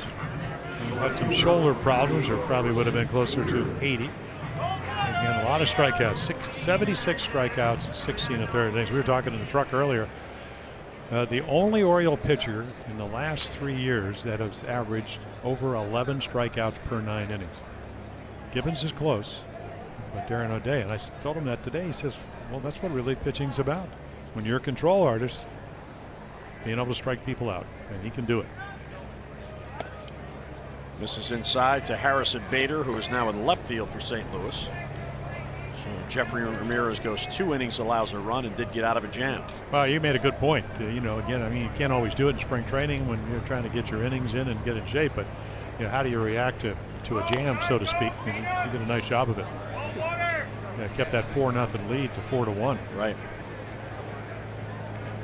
So especially if you walk a guy, which you didn't want to do. Right. Yeah, then you better make a good pitch, and he was able to do that. Darren O'Day now 35. He is in his 7th season with the Orioles, 11th in the big leagues. Not a bad pickup on a waiver claim from Texas. Well, that's because of Buck Showalter. Number one, he lives in Dallas. Well, not number one in that order, but a number of things. Lives in Dallas in the offseason. He inquired because, you know, Darren, I mean, is about as good a pitcher in the American League in 2010, then had a hip problem. He found out the hip was fine, and that's why he was put on waivers, and the Orioles claimed him. What a difference to your bullpen when you have a guy like this that could pitch multiple innings, get lefties and righties out. So for him at age 35, it's just, how do I stay healthy? Hamstring problems 2 years ago. That limited him to what, 34 games. But a normal year, you talked about Baltimore, what, 69, 68, 68, 68, 64. Other than the year he hurt his hamstring. Yeah, 2016 he appeared in 34 games. That's the only year he hasn't appeared in at least 64, and it's usually more than that, as you pointed out. Greg Garcia, the leadoff man. 0 for 2. It's got to be tough to leave Hawaii. I mean, I know you want to play in the big leagues. To go to the big leagues? Paradise. Yeah, but the cost of living is a little higher than you'd like. One may like. Well, they have to import everything, right? Well, except pineapples. They grow them might there. grow something else there. I don't know. I'm sure they do. Let's see, what else do they grow in Hawaii? Well, that we can talk about on the air. Pineapples. Pineapples. Well, Maui, they grow something in Maui we can't Mangoes? really mention. Coconuts? Coconuts. Well, Maui, they grow something in Maui we can't really mention. was a real good pitch. How did that move? Well, that's what he's about. And, you know, again, you talk about strikeouts. It's about deception. You know, how many guys throw from this arm angle? I mean, you're not used to picking the ball up. He's either cutting it, taking a little bit off, adding, subtracting. He'll throw any of his pitches in any count. O'Day making his first appearance. Brad Brock has yet to pitch in a game. Well, a normal spring, you asked Darren when he first came to the club, I said, how many innings you need to get? He said, I need 5 appearances. That's it. Now, maybe a few more years under his belt. It might need a little bit more, but. Andrew Kashner and Chris Tillman have not yet appeared in a game. This is Darren's first. Brad Brock, no rush to get him ready. Again, opening day is a month from tomorrow, so plenty of opportunities. Yeah, also Brad's got a little bit of a tightness in the hamstring with the landing leg, so got to make sure because somebody's got to close till Zach Britton gets back, and it will probably be Brad Brock. That doesn't mean he can't pitch, but I'm sure they're going to make sure that everything's all right. Richard Blyer in the bullpen.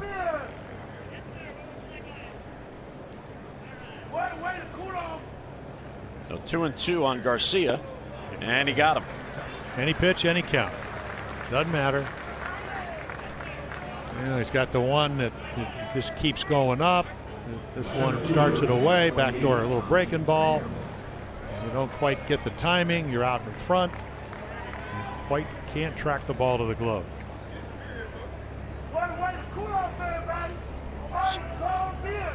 So Darren with the new mustache. Yep. I asked him, I said, are we going to see a little Raleigh fingers?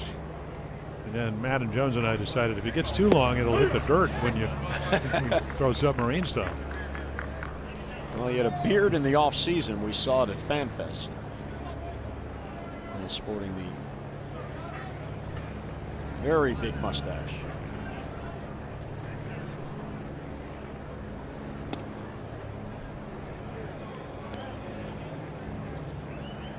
Tommy Pham.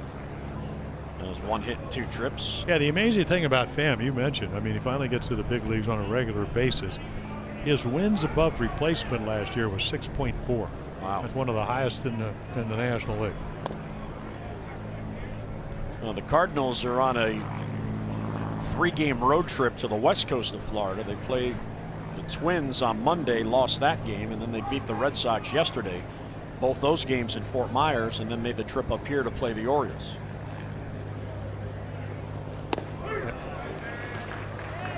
Yeah, and they're in a tough league. I mean, the Cubs, what, the last 3 years, 97, what, 103, and then 92. They slipped a little bit. Milwaukee won 85. Cards last year, better second half than first half, won 83. They're not used to not finishing first or second. Popped them up.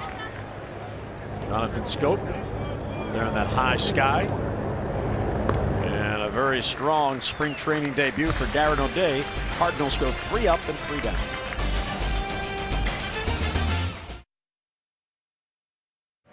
Fans having a good time here at Ed Smith Stadium. Yep. Why not with this weather? Good luck for you when you do radio.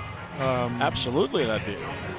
But only on radio. Daniel Ponce de Leon, coming up as a starter through the minor leagues, actually hit by a line drive in early May last year, 3 weeks in the hospital. So it's great to see him back. Got the Bob Bauman player comeback award last year. So again, when that happens, you never know. But it's good to see him back, and kind of worked his way through the minor leagues as a starter. So rangy kid out of born in Anaheim but lives up in New Smyrna Beach, actually where Davey Johnson, former Orioles second baseman, manager, longtime manager, is from.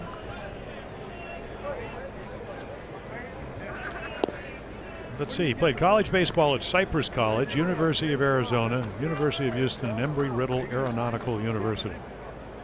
4 colleges. Looking for the fountain of knowledge, not the fountain of youth. Was he in demand, or couldn't he hold a job? You mean didn't go to class a lot?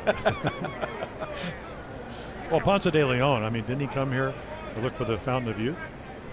He's looking for the fountain of knowledge. I want to experience 4 colleges. There you go. Different ones. Fastball misses to Machado. Well, I went to 2 colleges, not 4. Junior college and then Seton Hall. And he has another hit. Yeah, it's grand slam, now a single. Yeah. Well, you know, it's funny, they're hitting the day, and I mean, the ball is real loud, and of course Adam Jones says, you never had that sound when you pitched. I said, oh yeah, I did. Well, the sound off of Manny Machado's bat, whether it's the grand slam or, I mean, this is just like a tee shot. It has a distinct sound. I remember when Alfonso Sirianni came up with the Yankees. They said you could always tell him when Babe Ruth used to hit. Buck O'Neill talked about shagging balls when they play all those games after the season. He said I could always know when Josh Gibson was hitting or Babe Ruth because of the sound of the ball off the bat. Up and into Adam Jones. Talking with Howie Clark, the Orioles assistant hitting coach during BP, while Scott Coolbaugh was pitching. And he was talking about guys even like Trey Mancini. You know he's up when the ball bounces off his bat. Well, the ability to stay on the ball. I mean, that's what it is. And I think one of Scott Coolbaugh, who's the Oriole hitting instructor, is can you hit a low line drive back up the middle or to right field? Because if you do, that means you're tracking the ball, you're staying through the ball. Are you hitting through the ball or around it? And I always like the guys that hit around it because they were easier to get out. But the guys that stay through the ball, they use the whole field, and with the ball maybe a little more lively, even though they deny it. 6,100 and whatever home runs hit last year, all-time high. I think you want to use the whole ballpark because you can hit home runs anywhere. Wayne Kirby coaching third base today in place of Bobby Dickerson, so he moves over from first, and there is Butch Davis back in the organization. He was up in Minnesota as first base coach for a couple of years. Now back in the Orioles minor league system. Now 2 strikes on Adam, who has struck out twice.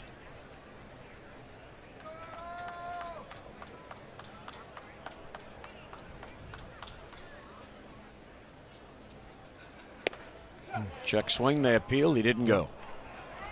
That was a borderline call. Yeah, Bill Walke's down there. I mean, this is what he's looking at. How far does the bat travel? And yeah, that's one of those, like you said, borderline. It could go either way. Count evens 2-2 with Machado at first and Davis on deck.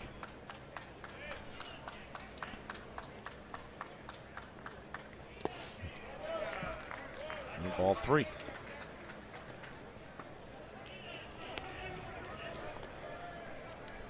Yeah, Ponce de Leon was drafted 4 times until the 24th round, 38th round. That's where he went to college. 14th round, and then finally in the 9th round signs with the Cardinals. And again, coming up through the minors, great success. 25 wins, 13 losses. Again, another ERA of under 3 runs a game. Up and in ball 4. It's a pretty good at bat there. Adam Jones was down 1-2.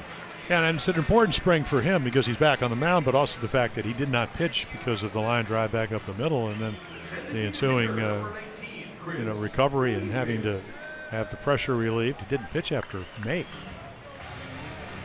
So Adam will leave after 3 plate appearances. There's Cedric Mullins, who was a tremendous base runner.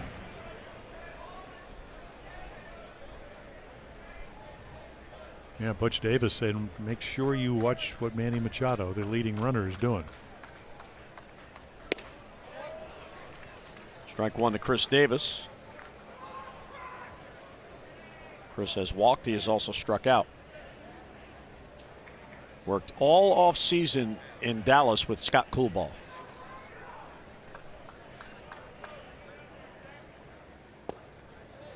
One thing he says he really wants to improve on this year is not being called out on strikes as often as he was. I was always of the opinion in watching him hit that he was a guess hitter because of some of the pitches that he took. There's Scott on the bench. And he told us in the offseason on the Hot Stove Show that he actually is not a guess hitter. Now, I think what happens, and he does not have a simple swing.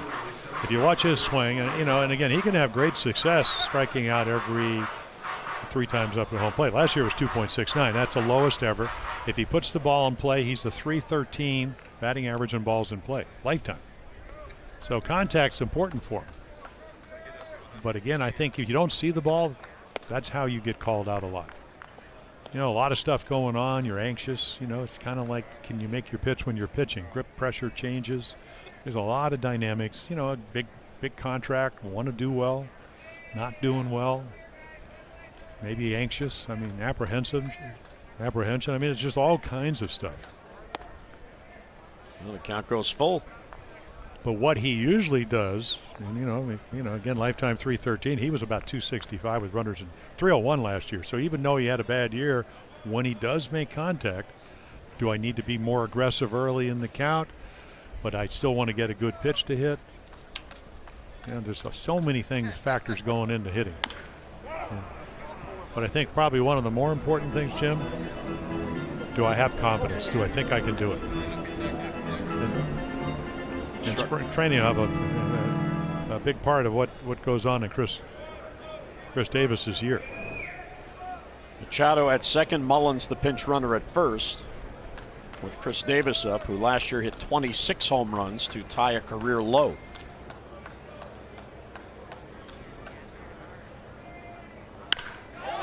Left field, into the bat, back on it is Bader at the wall, and that ball is gone. It carries out of here, maybe helped by the jet stream. Yeah, fly balls to left field. Yeah, Machado's grand slam's a laser, a line drive, but then again, just talk about last year, you strike out every 2.69 times. You don't strike out here, you hit the fly ball, and whether it's wind dated or not, it's a solid at bat. But in this wind and in this environment, the fly ball to left, not a pitcher's best friend. It's going to be trouble. First home run for Chris Davis. So the Orioles have 7 runs on 2 swings.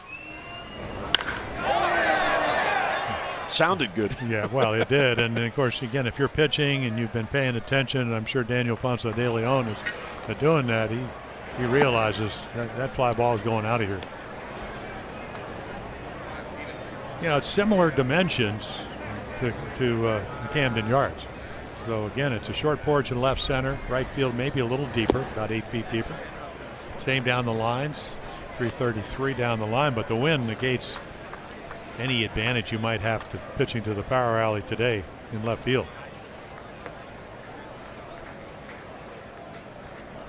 This is by far the strongest wind that the Orioles have had here in the games in Sarasota since they began last Friday.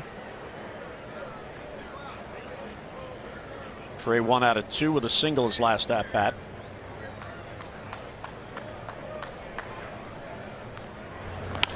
You know, the other night Minnesota was here, the Saturday game, and Zach Granite played center field, and Zach played against Trey all 3 years they were in college.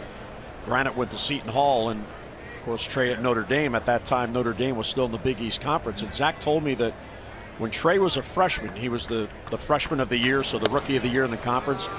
He said he could tell even then that he was going to be special. He said he was that much better, and the ball sounded much better off his bat than any other hitter in the league. And then there's another guy that made it to the big league saying that. There's a good sound. Back on it goes. On cue, Mancini goes deep for a home run. So back-to-back home runs, a 4-run inning, and an 8-1 lead. Yeah, not a good afternoon to get into the hitter's counts, leave one up out over the plate, and once again, I mean, off the bat, you know it's gone. So 3 swings, 8 runs. Solo home run, grand slam home run, 3-run home run. Machado with the 4 RBIs, Davis with 3, and now Trey with a couple of hits. One of them, the 8th run, the home run. I mean, right here, you got to throw a strike. I don't know if it's a cutter, but it ends up in the middle of the plate. And you heard it there, the sound off the bat. And Mike Matheny's going to come out and make another pitching change. So Ponce de Leon will last 4 batters and not retire a batter. So 4 runs in, pitching change in the 5th, 8-1 O's. So the Orioles, again, the grand slam by Machado, 3-run by Davis, solo by Trey Mancini. They take an 8-1 lead. John Gant comes on to pitch. He was acquired from the Atlanta Braves last year. Those are the numbers. AAA Memphis, but then in the big leagues, the C-17 in the third innings, that roughed up a little bit. ERA close to 5 runs a game. But starting pitcher throughout his career. And I think the impressive thing for him is that he won his last 5 starts and did not allow a home run the last 2 months after he gets sent back to AAA Memphis. So a chance to impress, whether you stay with the club or not. It's always nice when you're down by 7 to show somebody. First of all, they want to get on. They've been over here on the West Coast for 3 days. They want to get back to Jupiter. Right. So get them home, and part of that is having a good outing. So 5th pitcher used already, and we're just in the 5th inning. Mark Trumbo has struck out twice.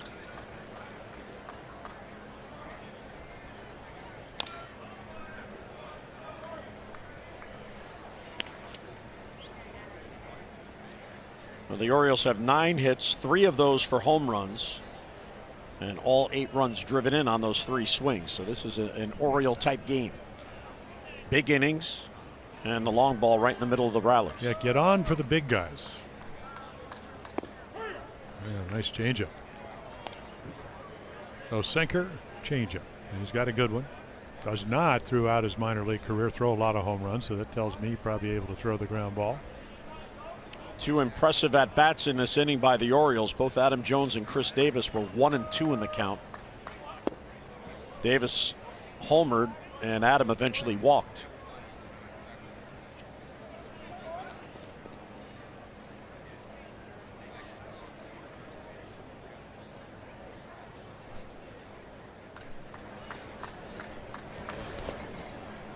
From 0-2 to 2-2 on Trumbo. Well, how about Gant? He was originally drafted by the Mets, 21st round. And to give you an idea, that means that 641 players were drafted before him. And then traded to the Braves. Juan Arabi, the infielder. Kelly Johnson actually played with the Orioles a little bit. He went the other way, and now he's with the Cardinals. And there's another changeup, and a good one. That'll make 92-94 look awfully firm. And Mark Trumbo, 3 times up, 3 strikeouts. Perfect pitch right here. Kind of a circle changeup that ends up exactly where you want to throw it if you're a pitcher.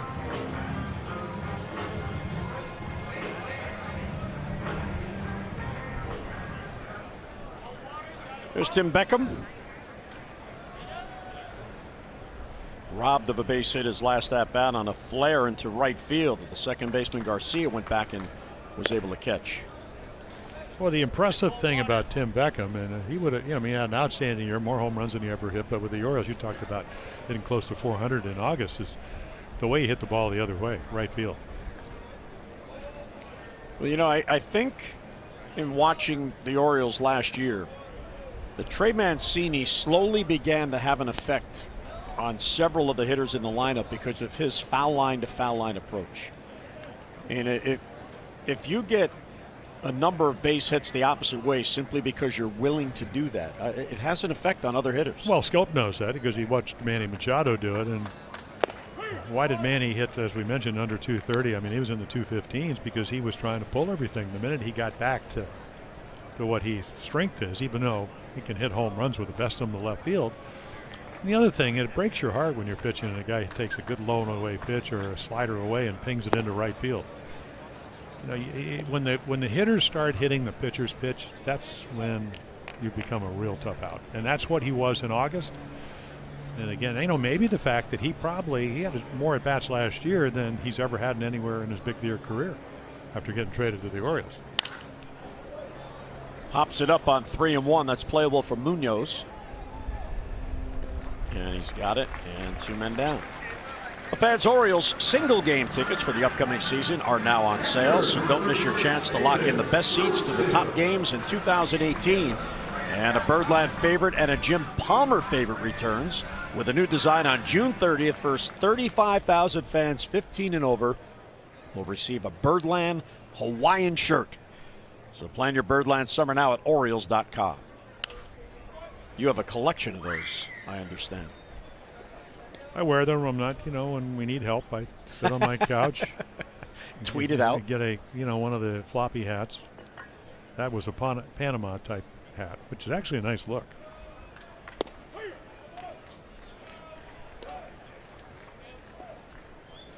And then you wear the Madras shorts and you're ready. It's a good look for you. I mean, there are some Madras Orioles shorts out there somewhere. I don't know if those are homemade or not. But they come up on the road trips every once in a while. You have any Oriole garb for Teddy, your famous puppy? Teddy does. Wired Hair Dachshund doesn't. Teddy doesn't need it. He doesn't need. Oh, come on. You got to get in the spirit of things. No, man. With that hair. He doesn't need to dress up. Ooh, borderline call there. Called strike 3. Paul Emmelite did. Big inning for the O's. They get 4 runs on 2 swings. First, Chris Davis goes opposite field on a 3-2 pitch, his first. And then Trey Mancini's second home run of the spring, a solo shot, makes it 8-1 O's. The Orioles with the long ball today have it going. Do they ever? Juan Marinez comes on. You can see last year, I mean, Milwaukee, Pittsburgh, Texas. Again, the Orioles trying to acquire minor league talent. Again, not overpowering, more hits than innings pitched. Fly ball pitcher. Again, he comes in to inherit an 8-1 lead. And the Orioles make some defensive changes behind him.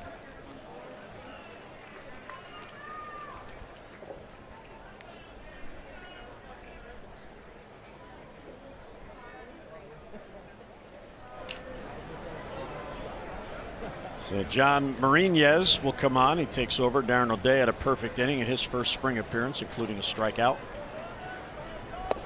And there's a pitch taken down and in 1-0. Well, let's head out there to the home run hitter. Trey Mancini joins us, and it sounded good from up here. You had to be pleased with that. Yeah, definitely. He mixed in a lot of cutters along with his fastball there, so I was ready for both, and luckily called it out in front a little bit and put a good swing on it. Well, a couple of hits. I mean, I'm kind of impressed. Again, the toughest guys for me to get out were the guys that stay through the ball. You do that about as well as anybody on this club, but even the single up the middle. But I asked you today, you had such a terrific freshman year, rookie year, whatever you want to call it, 340 runners in scoring position, fabulous numbers. I said, what can you do better than last year, and what did you tell me? I think I had a lot of wasted movement in my swing last year. So in the offseason, I focused on keeping my head in the same place, which is back more, and still having a forward movement with my step, but I try to keep my head in the same spot, and I tried to eliminate the leg kick. I thought it was a little unnecessary and kind of made my head move a little. So those are the 2 kind of minor things that I tried to fine-tune this offseason.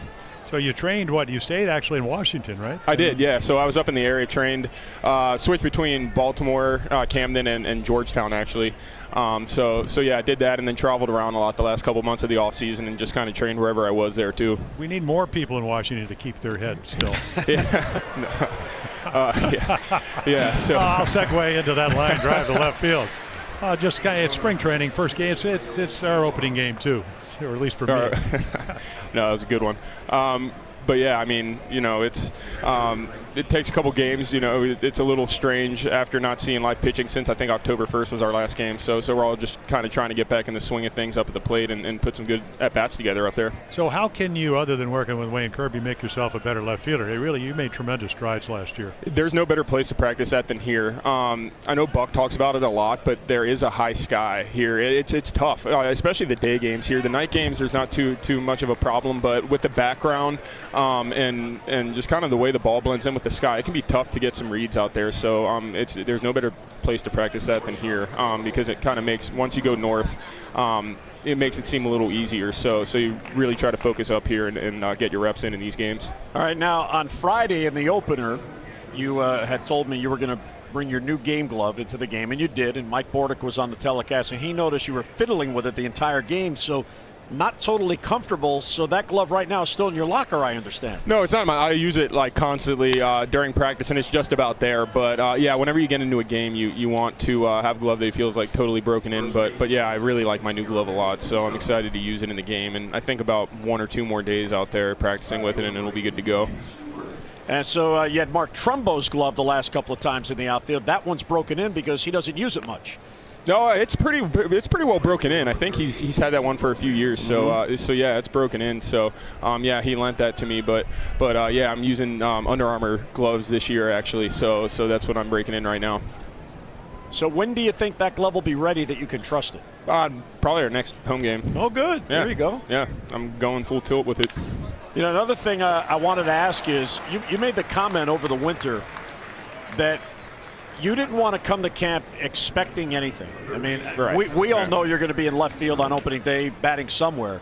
But tell the audience about your approach and why you decided to take that approach. I mean, baseball kind of makes you a creature of habit. So every spring training I've come to from the time I got drafted, I tried to make a team, whether that was, Frederick or Bowie or Norfolk out of spring training. And here it's Baltimore, like it's been the last 3 years for me. So I'm not going to change that. You can maybe, a lot of people can say, yeah, you're going to be in left field and this and that, but you can't ever tell yourself that, because this game really finds a way to humble you pretty quick. So keeping that humble mindset, I think, really helps out and can help get prepared for the season. Well, Trey, a big day, home run, a single, and we appreciate the visit. Keep it going. All right, thanks, guys. Appreciate it. All right, that's Trey Mancini. There's another wild pitch, so a hit batter and 2 wild pitches by Mariñez, and a runner at third with 2 down. There's DJ Stewart. He's in left field now. Cedric Mullins in center, and Jacob Brugman is in right. Ryan catching is Susac, his first appearance. He had the staph infection. Ryan Mountcastle's at third. Bielma, his first appearance for the Orioles, is at shortstop. Ruben Tejada is at second base, and Garabez Rosa is at first. Yeah, Susac, I mean, a couple of balls that get by him, I would imagine with a runner at third, he will try to block him. Just kind of backhand him, both breaking balls. Won't matter. Fly ball to left. Stewart battling that high sky Trey just talked about, and he's got it for the out. So the hit batter doesn't hurt. A man left, mid-sixth, 8-1 O's. The Orioles with 3 home runs have an 8-1 lead on a breezy day here at Ed Smith Stadium. John Gant stays on. And now let's head back to the Orioles bullpen area and welcome in Mark Trumbo. And Mark, Jim and I were talking earlier about veterans in camp. What's your approach about getting ready for the regular season? It seems every year spring training's longer and longer. Yeah, you make sure you're physically ready, I think. And, as far as the performance side, you hope for the best, I think. I think it's a little bit different look than, maybe when I first was in some of the big league camps. I think a lot of guys are competing for spots and kind of going all out in the beginning. Well, you end up playing first base today, even though you were scheduled to be the DH.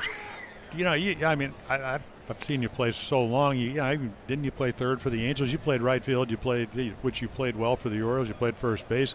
Do you do those things in spring training to get ready for the season, just in case?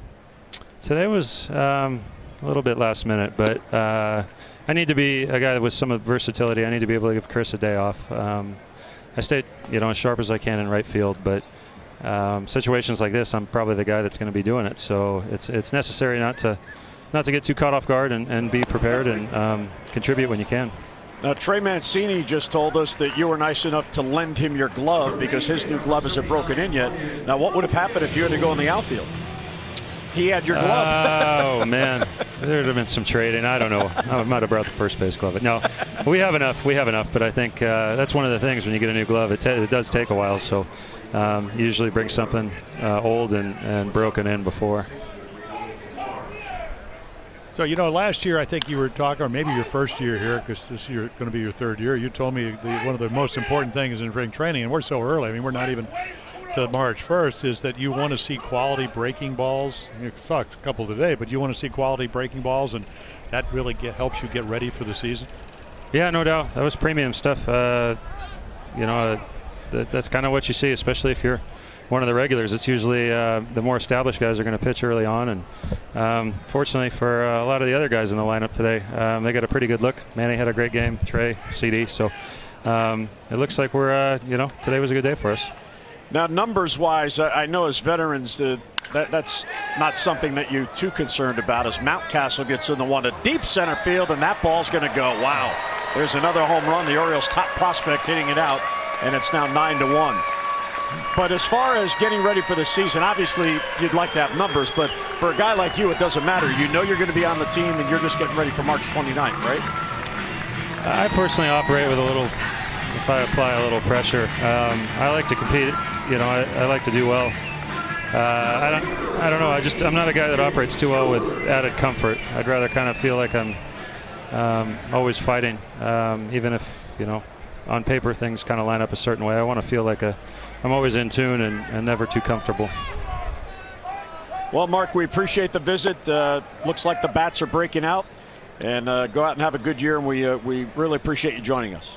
Thanks, guys. All right, that's Mark Trumbo joining us from Beyond the Orioles bullpen. I'd like that. Put a little pressure on himself to get some numbers and put some numbers up in the spring. Well, the thing, again, when you sign a 3-year deal for whatever the amount of money, and, of course, he leads the American League in baseball at home runs. He gets a 3-year deal. That's what, $13 million a year. Sometimes you try too hard. I think he's in a good spot. He did not have a good day today, but I think he's very comfortable. He's made some adjustments. He'll keep working over the next 30 days. And the thing about Mark Trumbo, you're going to get effort, and you can't ask for anything more than that. And then you just hope the production, which he's certainly done in the past, will keep up with it. But back to Ryan Mountcastle's home run. That was a clout. Well, I was talking to Jeff Mano, who's the minor league hitting instructor, and I said, well, tell me about Mountcastle yesterday. He says, plus, 3 pluses as far as swinging ability, bat. So it's just a matter really for him to figure out, again, what position he's going to play other than hitter, because he's real good. Yeah, his bat has that sound as well. Well, former #1 draft choice, and the hitting has not been a problem. Finding where he's comfortable defensively, not blessed with a strong arm, but he can hit. DJ Stewart's another former #1 star. There's that changeup. Gant's got a good one. So strikeout number 4 since Gant came on. Yeah, well, again, the changeup is so difficult to hit. Arm speed, can you sell it? And again, does it look like a fastball? You can see quick arm, ball certainly a lot slower, than he makes a perfect pitch.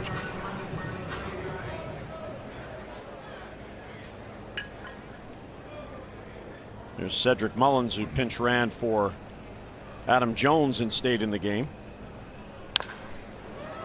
And a bouncer to second base. That will retire the side. Orioles get a run on the home run by Ryan Mountcastle. So the Birds, with the long ball going through 6, have a 9-1 lead. There's Freddie Tyler and some of the other clubhouse attendants who work very hard. They get here early in the morning. They stay till long after the players are gone and really work hard to help these players get ready.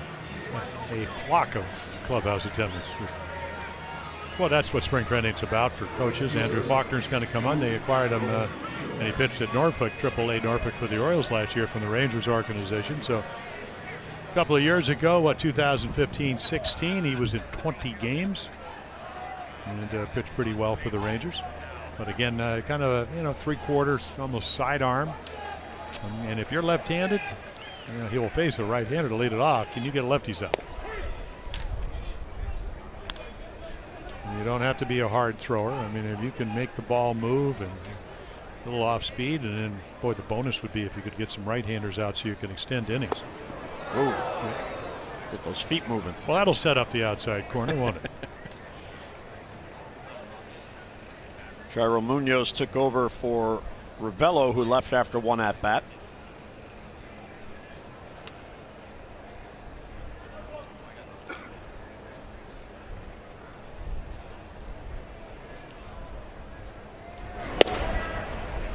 Orioles like Faulkner's arm. This, being a lefty also plays into his favor. Still only 25 years old.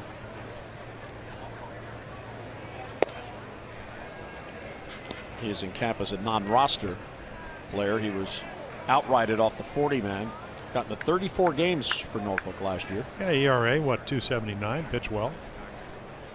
But at this level, well, you got to be able to get lefties out. Brian Mattis did that, of course, former #1 draft choice, and it was a starter and then went to the bullpen. But he was very effective against lefties, but the frustrating thing was he lost his ability to use the outside part of the plate to righties. So all of a sudden, I mean, you're a more one-dimensional pitcher. Left field, that chases Stewart back, and that ball's going to go. So getting it up in that jet stream today, Munoz hits it out, and it is 9-2. Yeah, I think if you're Andrew Faulkner, you go, well, I didn't want to go 3-2, but I did, and then I look at the scoreboard, and it's 9-1. Now make it 9-2. The fly ball to left field is troublesome today. Again, you got to throw a strike. You can see the target in, and it just doesn't get there. Munoz, big, strong guy, 13 home runs in the minor leagues last year. He did 91, didn't get by him. So the home run makes it 9-2. Here's Andrew Kisner. He has DH the entire way.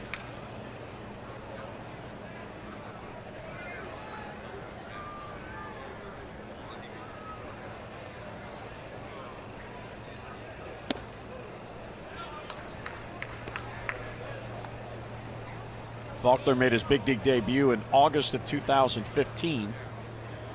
And then the Orioles acquired him from Texas last April. Yeah, he worked his way through the Rangers organization and primarily as a starter.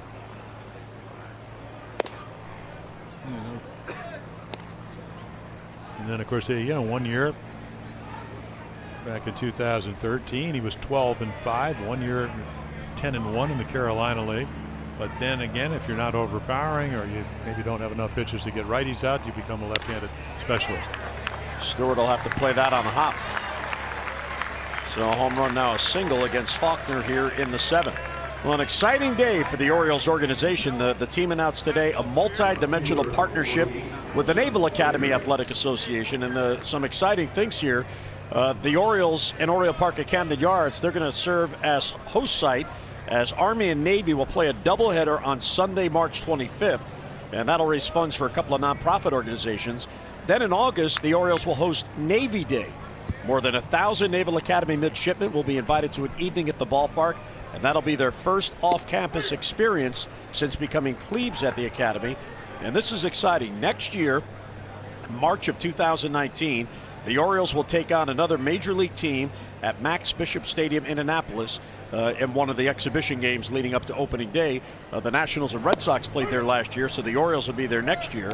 And the Orioles will host the Naval Academy baseball team at the Orioles year-round Sarasota complex during spring training in future years. So that is a really exciting stuff, and a great partnership with the Orioles and the Naval Academy right down the road in Annapolis.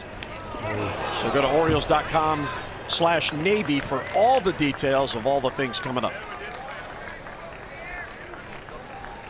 Yeah, again, trying to get him off the plate, come in, just turned. I mean, this is the way if you're going to get hit. Where's that ball way in? Harrison Bader just turns his shoulder. So I'm not saying it doesn't hurt, but it doesn't hurt as much. And obviously the Cardinals are not finished. Here's Breivik Valera, his first at bat.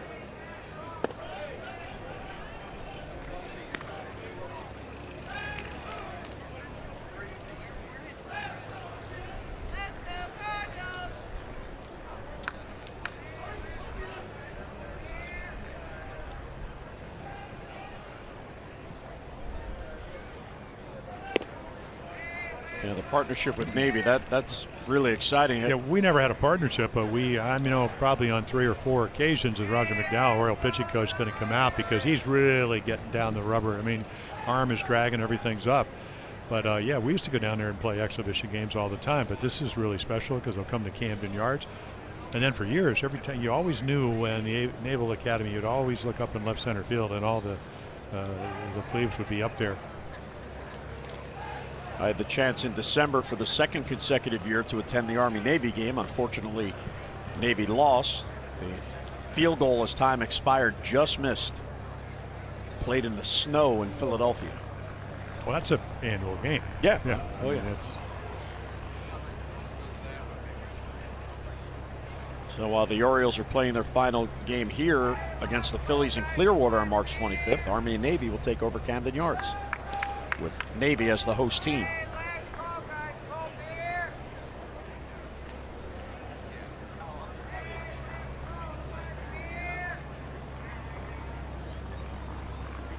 3-0 the count. And there's a strike.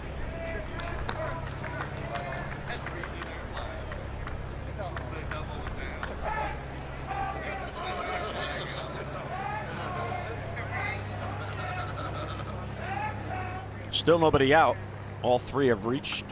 And there's a close pitch, but it's ball 4. So the bases are loaded with nobody down. Well, yeah, he doesn't get to the middle of the plate, but it just misses off the corner.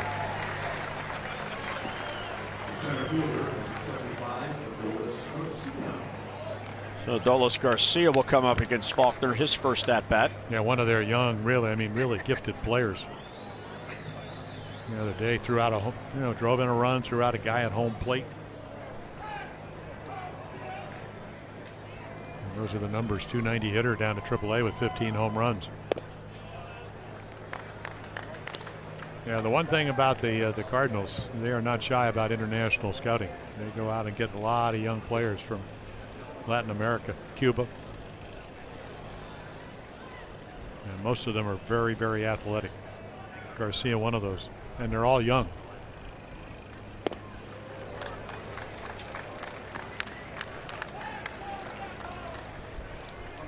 1-1 the count as he gets a swing and a miss.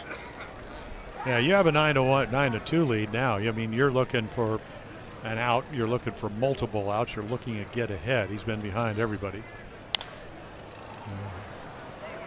Rosa backs up.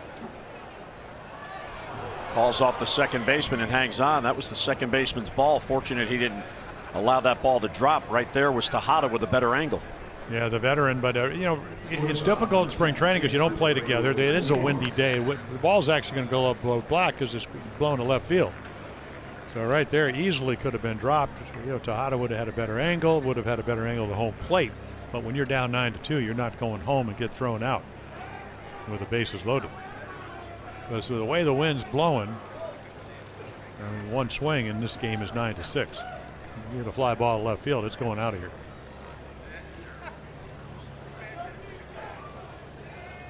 So the first out recorded by Faulkner. This Wilfredo Tovar for his first at bat. Breaking ball for a strike. So Susac goes away from the fastball and he helps his pitcher get ahead.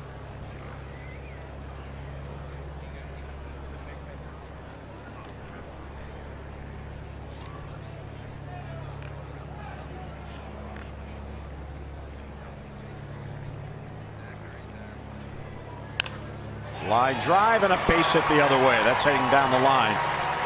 Jacob Brugman has to dig it out. Here's one run to score. Being sent is Bader. The throw home from Rosa, not in time.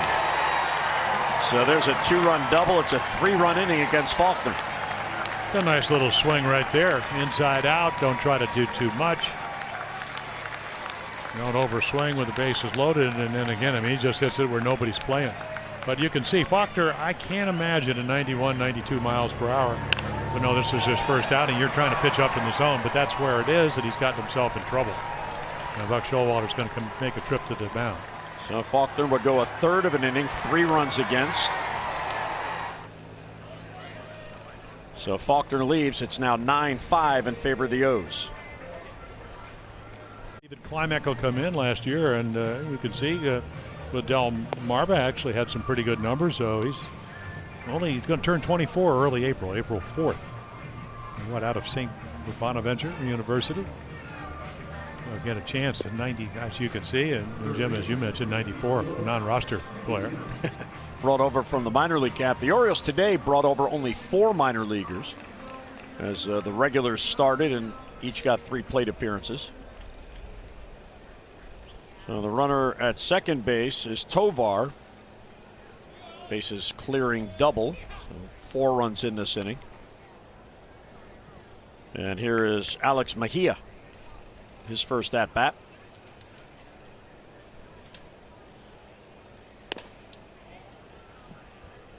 Faulkner, a 33rd round pick, facing Alex Mejia.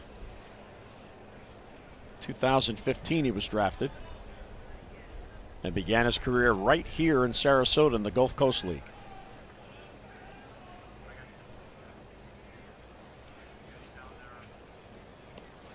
That one got right through Susac. Klimek. Excuse me, I think I said Faulkner, who's no longer here. But Klimek in 2015, Gulf Coast Orioles. Then the following year, he was in extended spring training and went to Aberdeen before being promoted to Delmarva. Last year, as Jim mentioned, he was at Delmarva the entire year.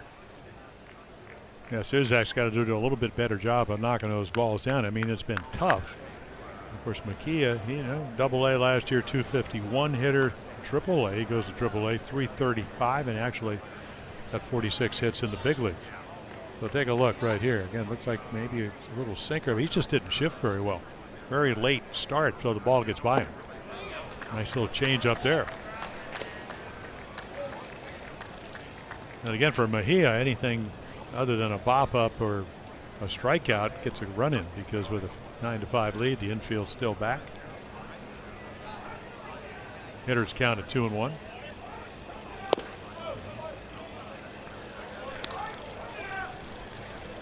All four of the minor leaguers, by the way, that the Orioles brought over today are pitchers. Keegan Aiken, one of the top prospects, is here. David Holmberg and Ryan Messenger are the others. Chop towards third, that's foul.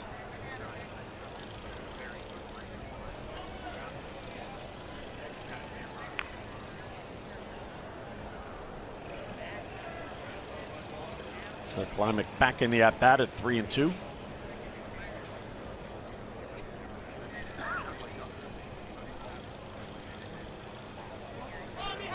Orioles have 10 hits. St. Louis now has 7. Yeah, the Orioles have hit the fly ball to left, and then resulted in 3 home runs, or actually 2 fly balls and a rocket off of Machado's bat. Bouncer towards the middle, and that's going to get through for a base hit. So that will score Tovar, and it's 9-6. Yeah, Mejia is doing exactly what he's done through the minor leagues. 19 home runs in 1,966 at bats. So he's a contact hitter, and right there, back up the middle. Nice approach. Pretty fast infield ball, kind of caroms into center. Here's Dennis Ortega now. He is in Carson Kelly's spot, the catcher.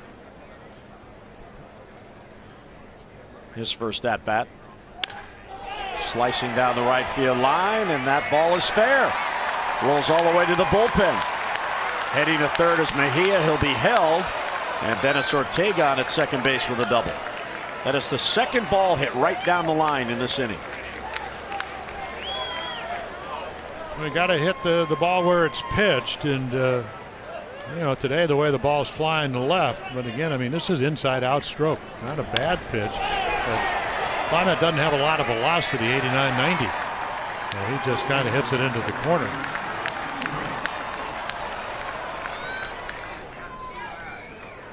So a 5-run inning so far here in the 7th. The Orioles have a couple 4-run innings tonight. And it's still only 1 out. And they get a guy that hit 31 home runs last year at AAA. Pat Wisdom. Wisdom has gone the entire way. He's now at first base, 0 for 3. Breaking ball stays inside.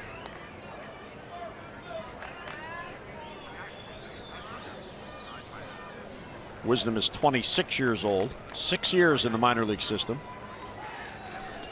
Well, when you're a catcher and you got Yadier Molina, with 3 more years on his deal, I don't know, countless amount of gold gloves. You learn other positions. Yeah. Or you're a backup guy and you're kind of work your way through. And Molina not on the West Coast strip.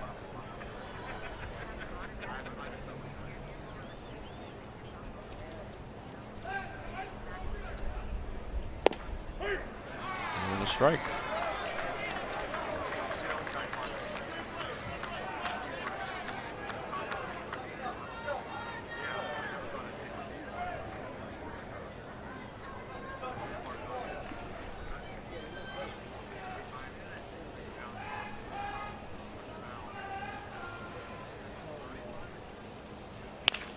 Weak ground ball will get another run in. There's Vielma.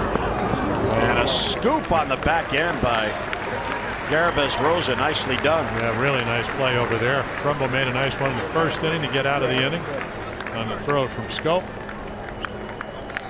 And Mejia scores, 6-run inning, making it 9-7. Yeah, easily could have got him by him. High curveball was just the routine grounder, except the throw bounces. Helps him out.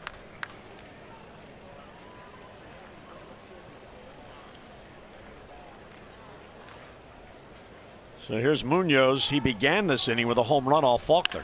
And he goes deep again. That ball is going to go, and that's going to tie the game. Wow. 2 home runs and 3 RBIs in the inning.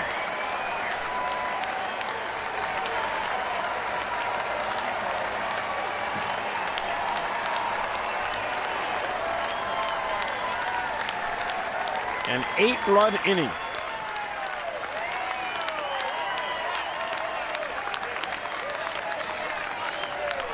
Well, if you're going to take that 3.5, 4-hour ride back, you might as well do it in a good mood. Right there, again, Klimek not a particularly hard thrower, and any ball hit the left in the air is going out today. Ties it up 9-9.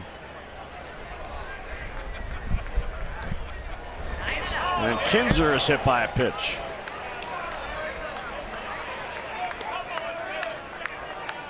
Second batter hit this inning. Faulkner hit Bader, who's coming to the plate.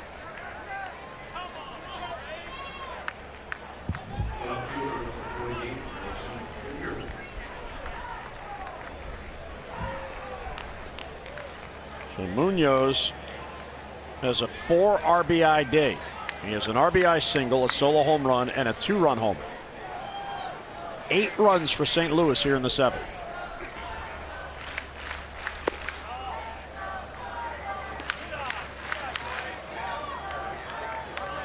Well, you got to hit batters, but not a lot of gifts. No free passes. They've earned it. Yeah, 1 walk by Faulkner. Yeah. 2 hit batters this inning.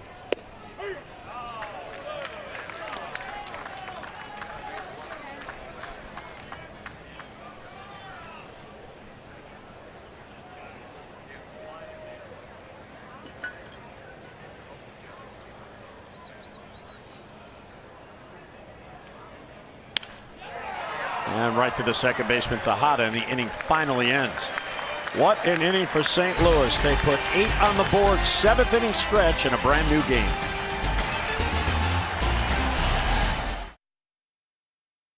Louis, they get 8 runs to tie the game. It was 9-1. It's now 9-9. 12 men came to bat. Here's Pedro Alvarez, his first at bat of the spring. Signed as a minor league free agent. And wearing an unfamiliar number 2. He'd always worn number 24 in his career. That number now belongs to Mike Wright. Well, you could see a lot of home runs at Norfolk. Started out, I was talking to him yesterday, he actually, playing a bunch of outfield, and then from then on just played first base. They shut him down as an outfielder. I guess, I don't know if he said he's starting to feel comfortable, but he did hit a lot of home runs. Came up to the big leagues and hit over 300 with 1 home run for the Orioles. And a strike 3 called. Now changeup's away, fastball inside corner.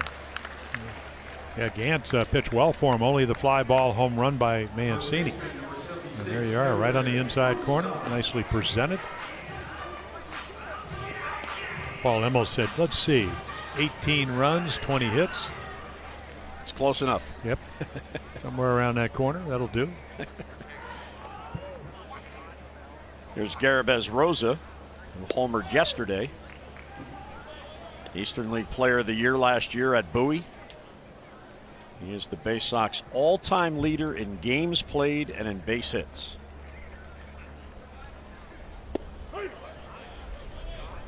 as Mike Bordick pointed out last Friday on our telecast, that means the statue of Caleb Joseph had to come down. He broke all of Caleb's records there. Oh, Caleb had that 1 year where what?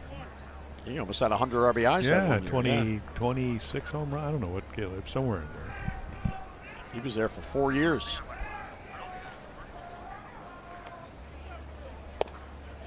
Swing and a miss, 2-2.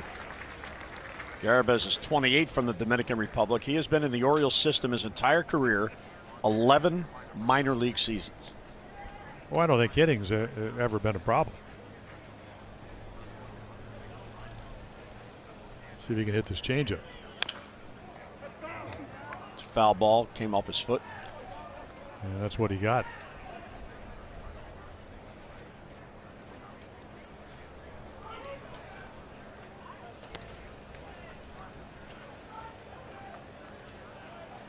Rosa last year had 162 base hits in 124 games for the Bay Sox. Like I said, hitting's never been a problem. Yeah. He had the second most base hits in all of AA baseball last year. And he got it. Perfect pitch. Yeah, the one thing about John Gant, he can pitch a little bit. And again, I pitched pretty well in the minor leagues last year, but at the end of the day, every time you come to a spring training game, there are a lot of advanced scouts sitting again down the road. When somebody comes in and when 18 runs are on the board and the wind's gusting the left field and he's able to change speeds and keep the ball down in the zone, you remember those guys. Ruben Tejada, first ball swinging.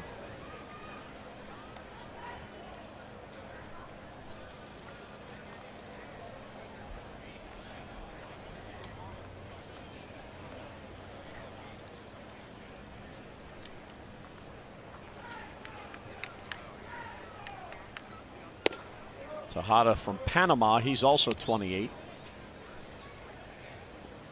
But he's had, unlike Garabez Rosa, 8 seasons in the major leagues. Most of that with the New York Mets.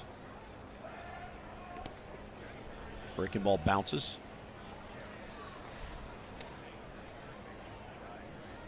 Gant's done a good job. He came on in the 5th inning after Ponce de Leon could not get an out. Faced 4 batters, all 4 scored. And he's only allowed 1 run on the home run by Mountcastle.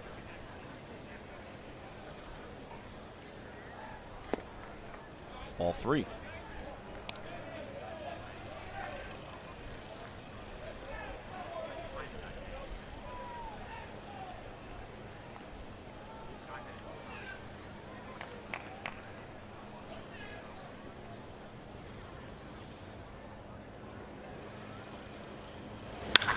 And a base hit to left field. So looking for a pitch he could pull.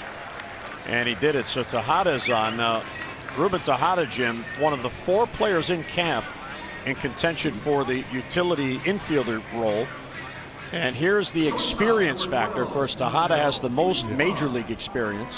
Sardinas, who's had some time with San Diego, but Salcedo and Vielma, who is about to come to the plate, all their experience in the minor leagues. But the one thing that jumps out at me here, all 4 of them, most of their experience at shortstop. So can they show Buck Showalter that they can play second and play third to win that utility job? Yeah. And of course, Buck, he likes players that, in his terms, are engaged. And he knows Tejada can do that because he saw it last year. And then the other players are younger. And they're going to have to prove themselves. And of course, you can do that in spring training. Godinez, he has some major league experience. Salcedo, no.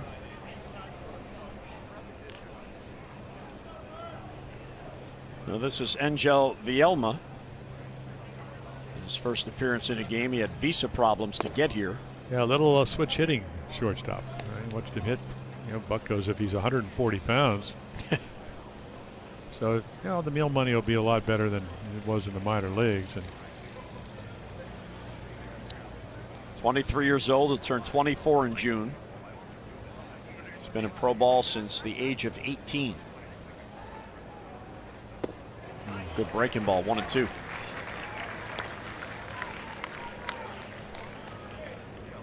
Yeah, his off-speed pitch of choice has been that changeup, but throws that a lot to righties. Lefties, he's dropped some hooks off, and it's been good ones. Of course, it started with Jack Flaherty throwing some really good breaking balls early on. And he got roughed up that extra inning, tried to stay out there at the third. Manny Machado hit the grand slam. There's a good at bat, just poking it foul.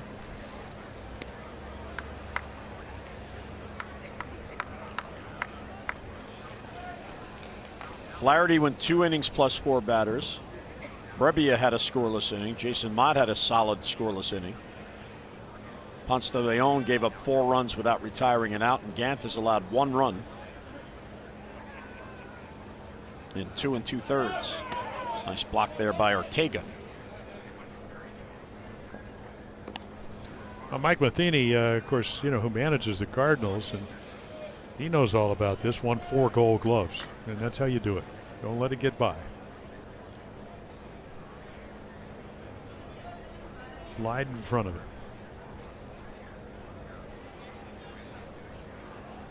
Now 2-2 with 2 down, and Tejada at first.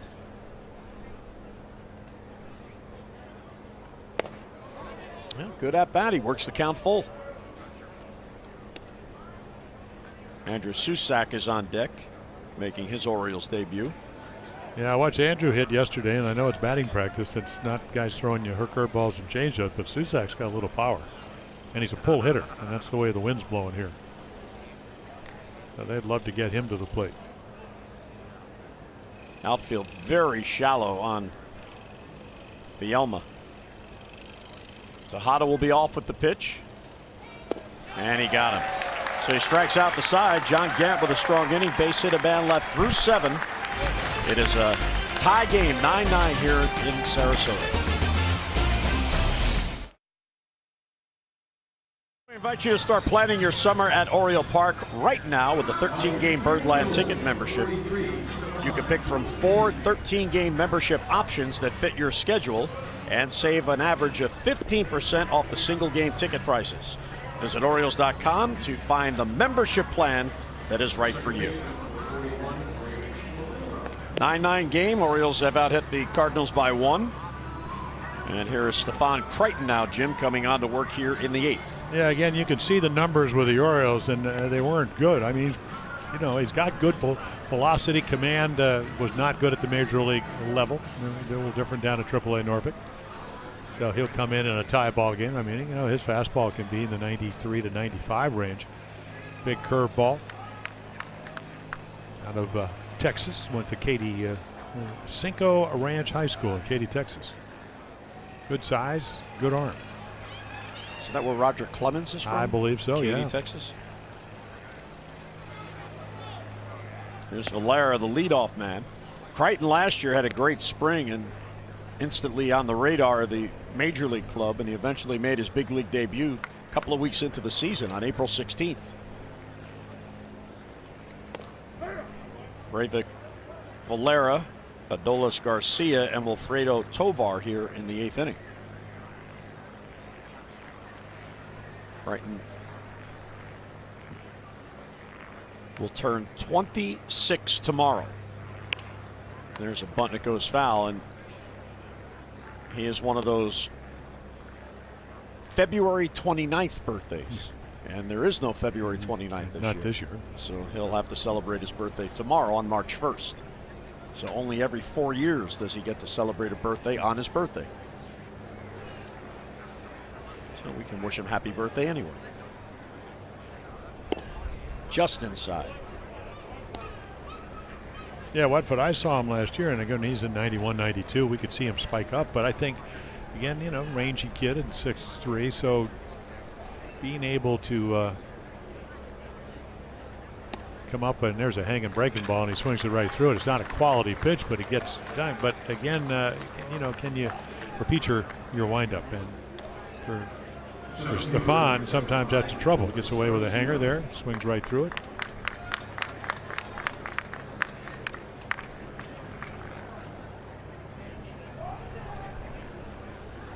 Adolis Garcia. One at bat, he popped up to first.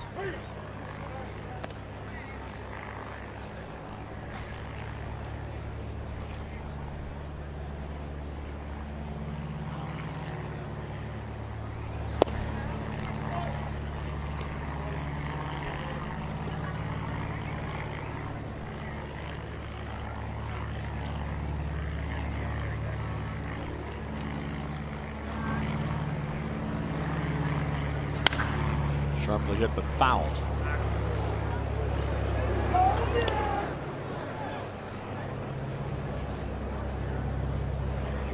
Garcia, as Jim told you, from Cuba. He's in camp as a non-roster invite. Yeah, played 1 year in Japan, actually, briefly. Only, 7 at-bats. Nice play by Mountcastle. Can he make the throw? Not in time. Garcia hustling down the line, beat it out. Nice play. Keeps it from a double, and that's a tie ball game. They're looking for that. Again, I haven't seen Mountcastle throw a lot. They say, well, it gets to it very quickly, but of course, when you got speed, and it's not a bad throw, and it has pretty good life on it. So that take away the double, but Garcia for a right-handed batter. And I'm sure this is what the Cardinals saw. We talk about athleticism. He got down the line very quickly. And he could steal bases, and I wouldn't be surprised if they run. Did it yesterday, did it the first game. So they've been on the west coast of Florida for 3 days.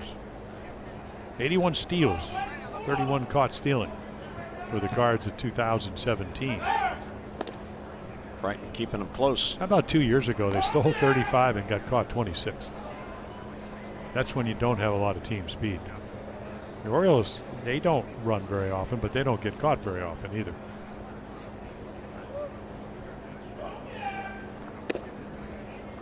This is inside, so 1-0.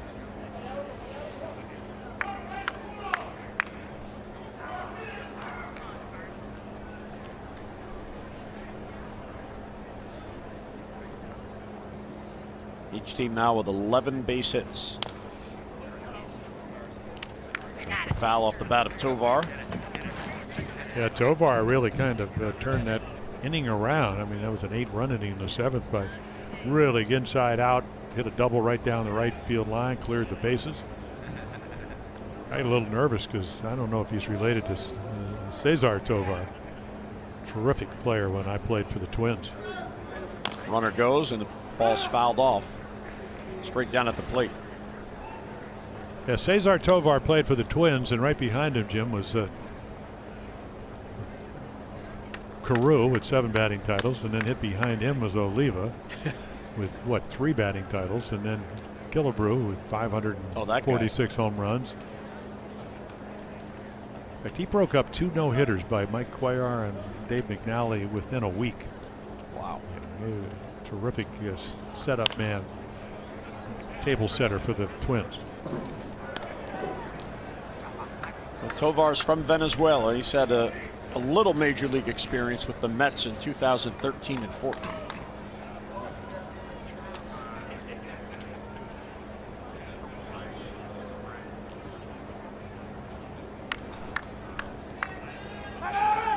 Another throw to first.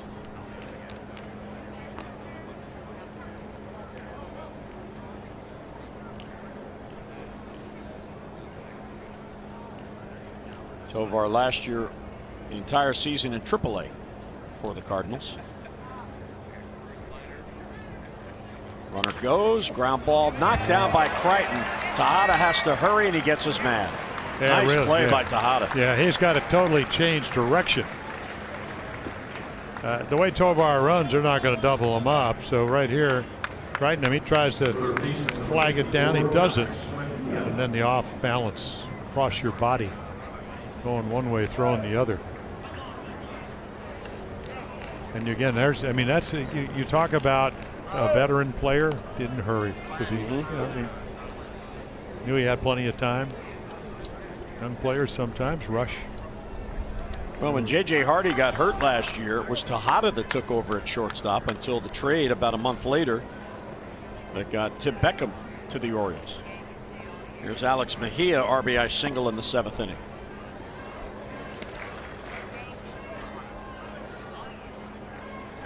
Yeah, I think that might have changed. Manny Machado probably would have moved to short if Flaherty didn't have the shoulder problems. He'd probably gone more to third. But the Orioles certainly trying to win. They get Tejada. They got Jeremy Hellickson. That did not work out well. I think he went 2-6 as an interim starter. Jeremy's still out there as a free agent.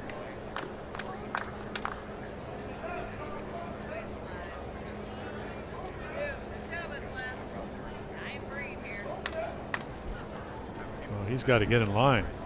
A lot of real good players that haven't been signed yet. There's a base hit to right. Brugman playing shallow, being sent to the plate. Is Garcia, and he slides in safely. Cardinals have the lead.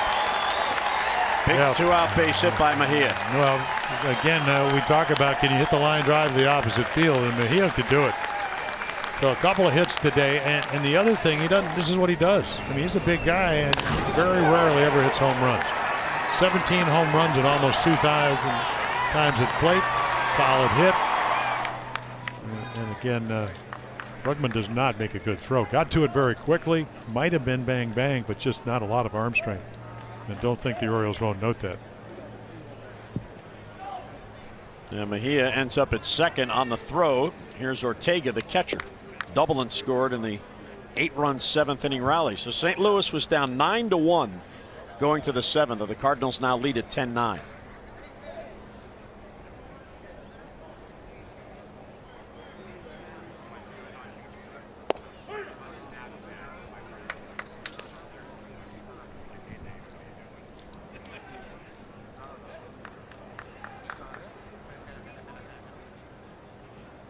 Cardinals now have 12 base hits, 2 this inning.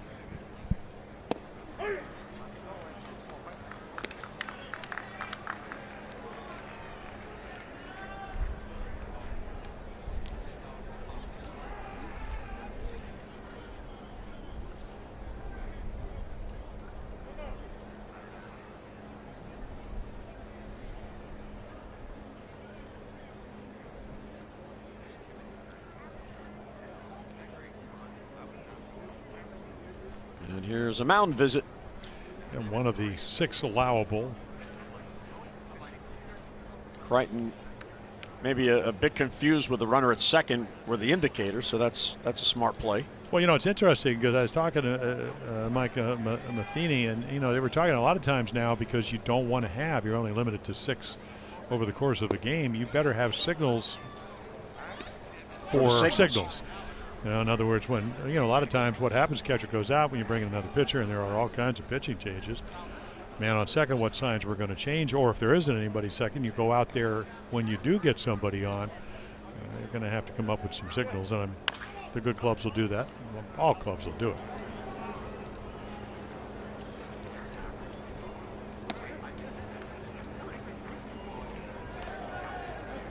Well, there will be adjustments, and you're right. Maybe there were times where there would be 4 or 5 catcher visits within an inning. Well, how about the World Series? I mean, I love Brian McCann. I mean, he gets traded to the Astros, helps them win. Forever. And he got him to get out of the inning. But the Cardinals turned an infield hit, a ground ball, and a single into a run. We get to the bottom of the 8th. St. Louis now in front. This copyrighted telecast is presented by authority of the Baltimore Orioles. It may not be reproduced or retransmitted in any form, and the accounts and descriptions of this game may not be disseminated without the express written consent of the Baltimore Orioles. A lot of offense in this game. 10-9, St. Louis leads it. And as the O's come up in the 8th, they will face a new pitcher, Hector Mendoza, for St. Louis. Yeah, out of Cuba. Pitched 4 years in Cuba, a couple of on loan years in Japan, and then last year Palm Beach. Did not have good numbers out of the bullpen, primarily, in fact, at least in the minor leagues last year, all 19 appearances. So he was 0-6 with a high ERA. So we'll see how he handles it. And again, if you just joined us, any fly ball to left field is going to probably get out of here. Wind blowing, gusting to left.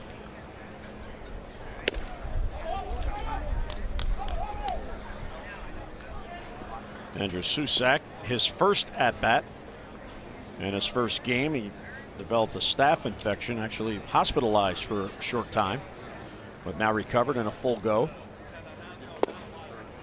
3-0. Brugman is on deck, and then Mountcastle.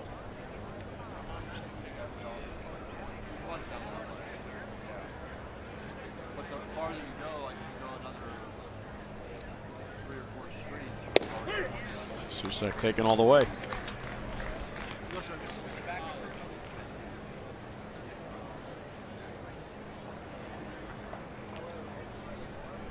Susac will turn 28 on March 22nd.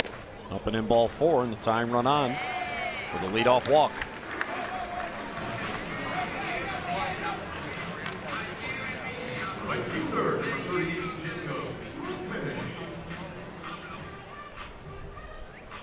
There's Jacob Brugman, called out on strikes in his first at-bat in the 6th inning. He's in the Colby Rasmus spot in the order.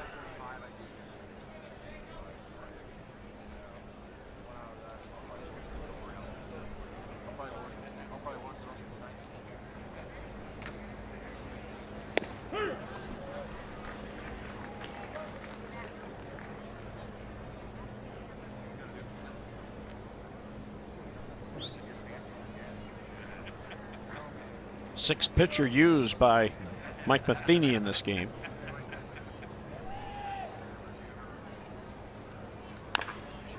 Slow chopper off the glove, and this may cost St. Louis. The throw is in time. Wow. Alex Mejia saving the day there for St. Louis. Yeah, real nice play. Shortstop's trying to get it. Pitcher couldn't get it. And again, kind of a three-quarter rocket throw. And the good news is Mendoza deflects it. Quick on the run throw. I mean, no hesitation whatsoever. Great transfer from glove to hand. But the Orioles do get the tie and run into scoring position. Ryan Mountcastle up. He's had one at bat and he's homered. It was I mean, he smoked it. Just left to the center field backdrop here. Takes a high breaking ball. That's his first spring home run. He did hit one last Thursday in the intra-squad game.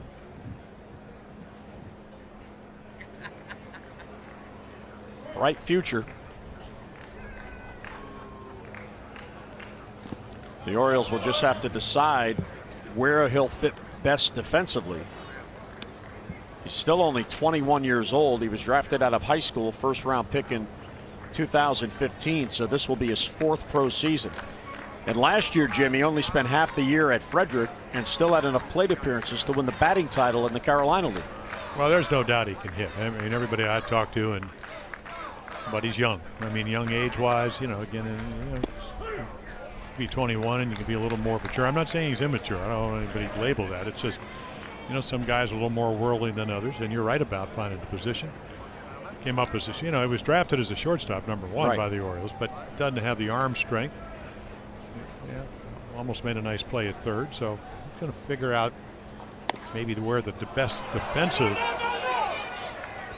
place to play. I mean, you got Chris Davis with what, another 4 years after this year. After this year, Trumbo with this year and another year as a DH. Mancini, a first baseman by trade, but for now an outfielder.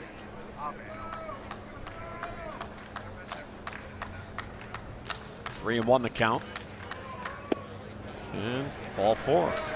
Yeah, and there's again, I mean, talk about maturity. I mean, from a hitting standpoint, he takes the walk. DJ Stewart to the plate. As we mentioned, another former number 1 draft choice who really came around. Apparently, I mean, work ethic, numbers, maybe, you know, had to change the stance a little bit to have success out of Florida State.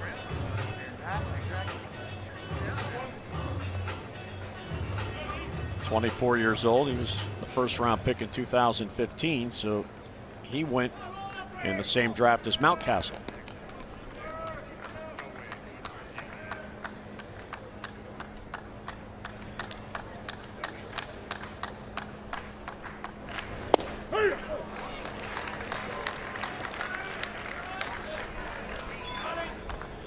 Last year hit 21 home runs for the Bay Sox.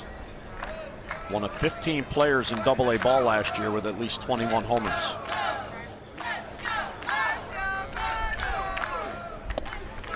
When the Orioles drafted him, he was regarded as one of the top college hitters in that draft. Falls behind 0-2.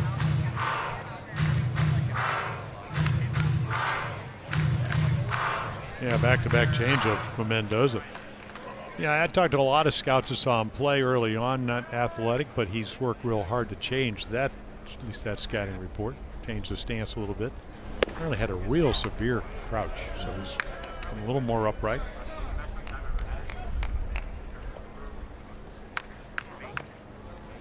Yeah, it's not good to be a #1 draft choice and then not get a favorable label, but he's changed that. And that's a good thing.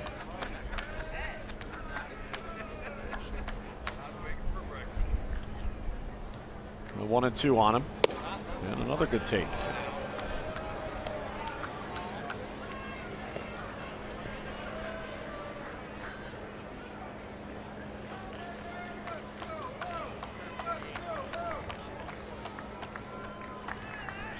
So 2 on via walks. Tying run at second, go ahead run at first in this 8th inning.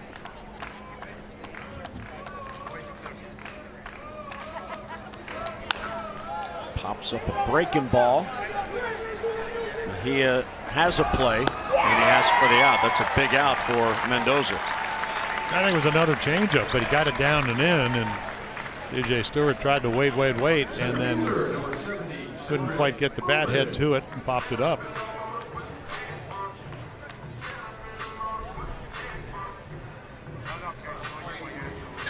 I'll bring up Cedric Mullins. His second at bat, he bounced out his first at bat.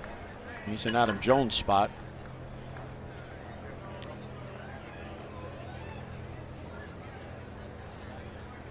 Young man with a lot of talent and a lot of speed. Yeah, you could just see him the way he ran down to first base on. He hit the ball pretty hard to second baseman, how fast he is. Yeah, for him, just a matter of getting your reps and your at-bats, staying healthy. Last year, what, hamstring problems? Yeah. Early on, and it really slowed down the whole process of playing a Double-A. Switch hitter, that certainly helps. Better from this side, at least stronger.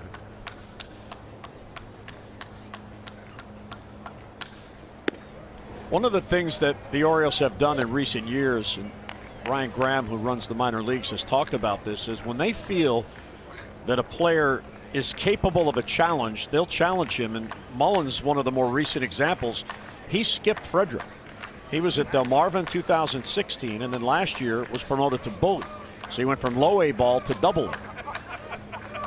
And if not for the hamstring injury, who knows? But that year at Delmarva, Jim, he had 61 extra base hits in 2016 and 30 stolen bases.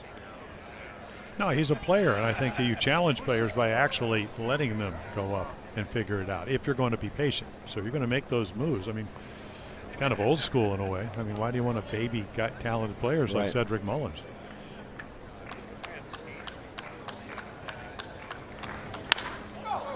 Right field, he got under it. Munoz has a play, and he'll put it away for the out. So the 2 walks don't hurt Mendoza. We are through 8. It is 10-9 St. Louis.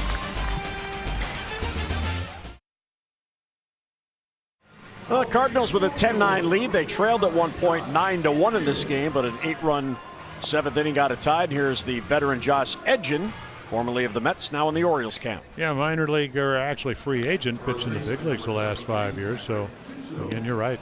He's been around. First year with the Mets, 2012.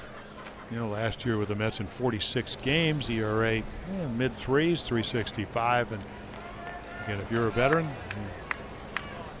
Well, Pete Rose said a lot of things, but one of the things when he was managing was if you're breathing and left-handed and you can get left-handers out, you're probably going to have jobs somewhere in the big leagues. Of course, I think there's a lot of guys that hit 30 home runs last year that thought they'd have a multi-year contract in the big leagues, and that's not turning out so far. Patrick Wisdom will lead off. Have you kept a count on how many free agents there still are? No. At one point there was, what, 166? I know Lance Lynn is still out there. Yeah, same with Jake Arrieta. By the way, Mike Moustakas. You bring up Jake Arrieta. Someone on the Cardinals staff told me today that the reporters that cover the team noticed that there isn't one player of the 63 in camp with St. Louis that is wearing number 49. And the theory of the reporters is that the Cardinals are keeping that aside in case they can sign Jake Arrieta.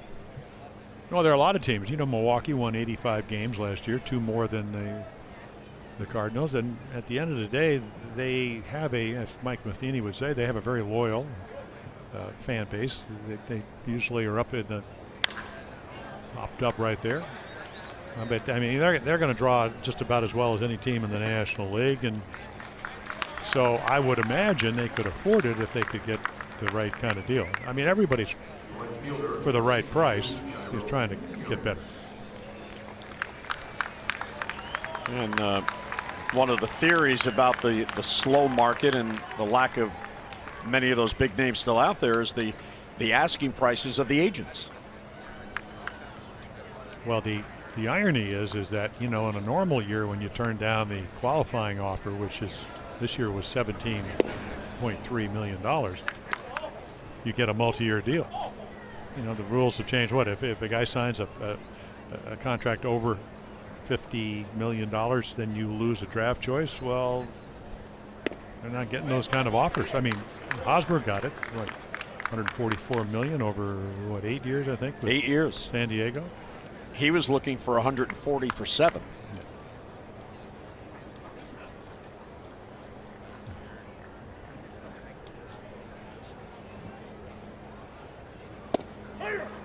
Borderline pitch. I think when Harper, of course, at what, 25 or 26, Manny Machado at 28, 26 into his 27th year, a little bit different when you get a player that young. But when you're, I think Jake Arrieta is what, 31? 31 or 32. Yeah, you know, I think it'll be his 37, you know. This guy to right for Brugman. You know, he had a good year last year with the Cubs, but also as a team that won 92 games. Velocity was down a little bit. I'm sure he probably would like to have 5 years. He probably won't get that. Or maybe he will, but maybe he'll get it for less money. So Edgin retires each batter on a pop up to short and a fly ball to shallow right. I'm sure and Tony Clark was here, who represents, you know, the major league players. So I'm sure he's not saying, he's saying a lot of teams, how did he phrase it? They're not shy about racing to the bottom because they're rebuilding or retooling, whatever you want to call it. I would think some of the owners are saying, well, we're finally being prudent. So we'll see. It'll all shake out. A lot of good players that can help teams be better. I'm sure they'll find jobs. Well, unfortunately for players in the predicament, the Cubs and then the Astros did very, very well by finishing last and losing a lot of games over a 3 or 4 year period because of the draft picks that translated into. And those teams have won the last 2 World Series. So for those teams, they felt like that was the best way to go, and at least in those 2 cases it did work out, because now the Cubs are spending money to stay in contention, and the Astros have added veteran players the last couple of years. So you try to get competitive from within, and then you add what you need. Yeah, and you know how you do that? You have a good farm system. I mean, how do you get Garrett Cole? Right. I mean, the Pirates, everybody talking about Tampa, but even though the Pirates didn't have a good year last year, I think they won the same amount of games as the Orioles did. They had a player dump. I mean, Garrett Cole leaves. McCutchen. Yeah, McCutchen leaves. I mean, some of their best pitcher and their best outfielder. Well, the Astros had B.J. Surhoff's nephew to trade to Pittsburgh, Colin Moran. Yeah, didn't he he actually played against the Orioles and hit the ball off the dirt and had a kind of fracture of the face. Yeah, he had to go on the DL. I think he was, of course, when they had the Zach Britton trade rumors going, he was one of the guys that might have come back to the Orioles last year, and then he had the injury.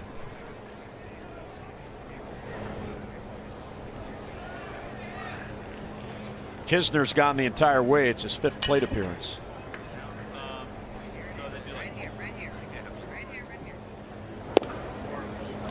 There's a 2-out walk.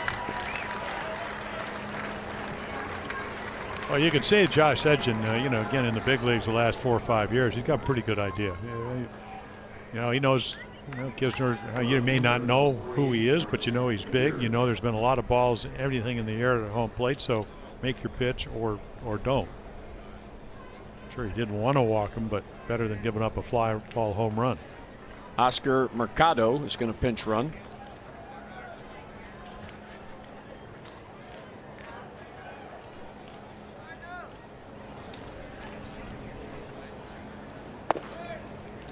just outside.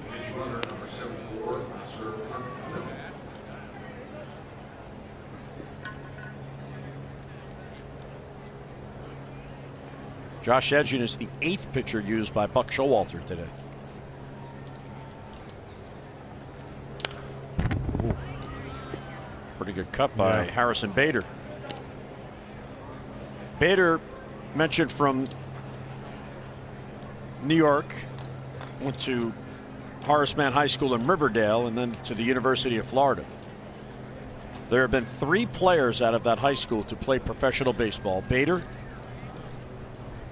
and Pedro Alvarez. Ground ball to short. Diving stop by Vielma. And a throw to first. Scooped out by Rosa. They got him. Wow, what a play. That'll get you noticed. Vielma goes down all the way to the ground, gets up, and fires to first for the final out in the ninth. There's Oscar Mercado, who pinch ran for the DH Kinzer. He stays in the game defensively anyway. Yeah, Matt Bowman comes on. I mean, look at that, 75 games. We talked about the Orioles having 3 Rule 5 guys. He was a Rule 5 guy back in 2015, hung around, and then, you know, fly ball almost 3-1. Ground ball to fly balls. And on a day like today, with the wind gusting the left, with a 1-run lead, we'll see if he can hold it for the Cardinals. As the Orioles try to give him a finish here in the bottom of the ninth. Pedro Alvarez. So Pedro, thank you, Pedro, for leading off so we can finish our Horace Mann High School story. 3 players out of that high school to play professional baseball. I know you're captivated by this, Cakes. Harrison Bader, who we just saw ground out, robbed of a base hit. Pedro and Bill Sokolin, who played in 21 games for the 1951 Brooklyn Dodgers franchise in the minor leagues. So there you go.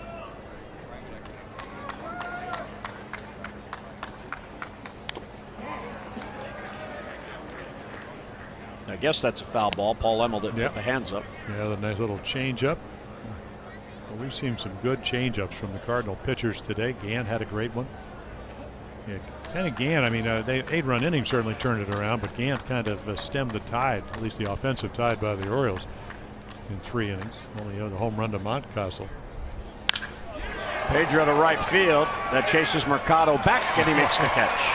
Wow.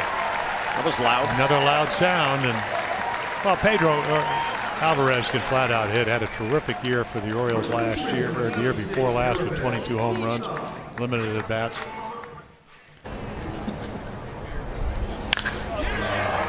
Ball walloped. It's one right at him, an Adam ball. Easily could have been an extra base hit. Garibas Rosa now.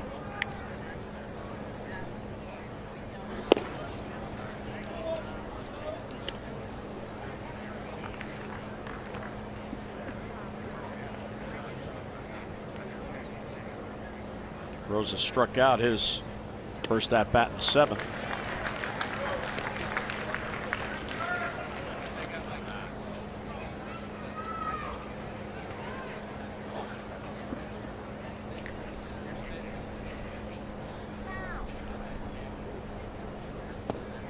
Real good breaking ball. Yep. Well, he's got a change up. You know, he's not overpowering. 90, 91. As a starter, you know, again, we told you about St. Louis picked him up as the Rule 15. He went 7-16 with a 5.51, yet they picked him up on the Rule, you know, the Rule 5 draft out of the minor league. Another strikeout. Because they saw something that maybe other teams didn't.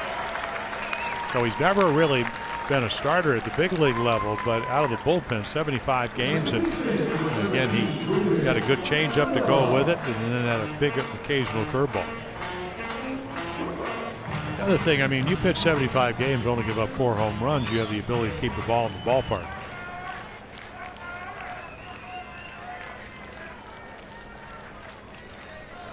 Well, the Orioles down to their final out, and here's Ruben Tejada, who has a single in his only at bat.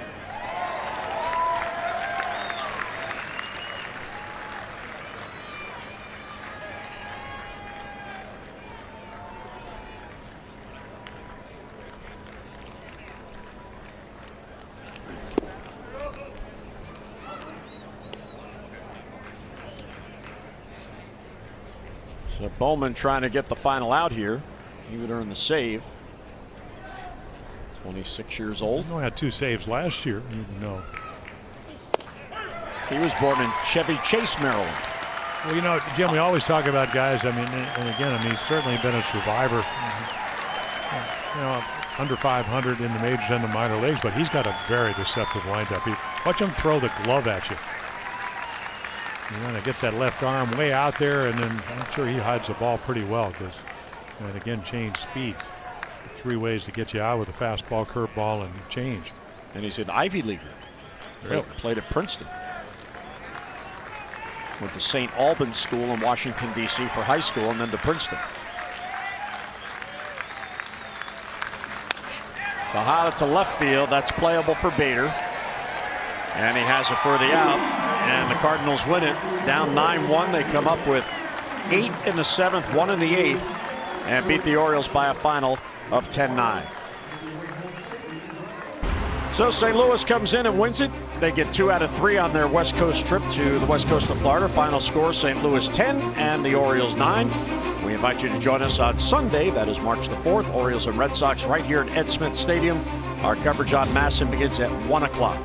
Today's telecast, a MASN presentation. And now for Jim Palmer and our entire hardworking crew, Jim Hunter saying so long from Sarasota as St. Louis wins. And once again, our final score, Cardinals 10, Orioles 9. Have a great night, everybody. We'll see you on Sunday.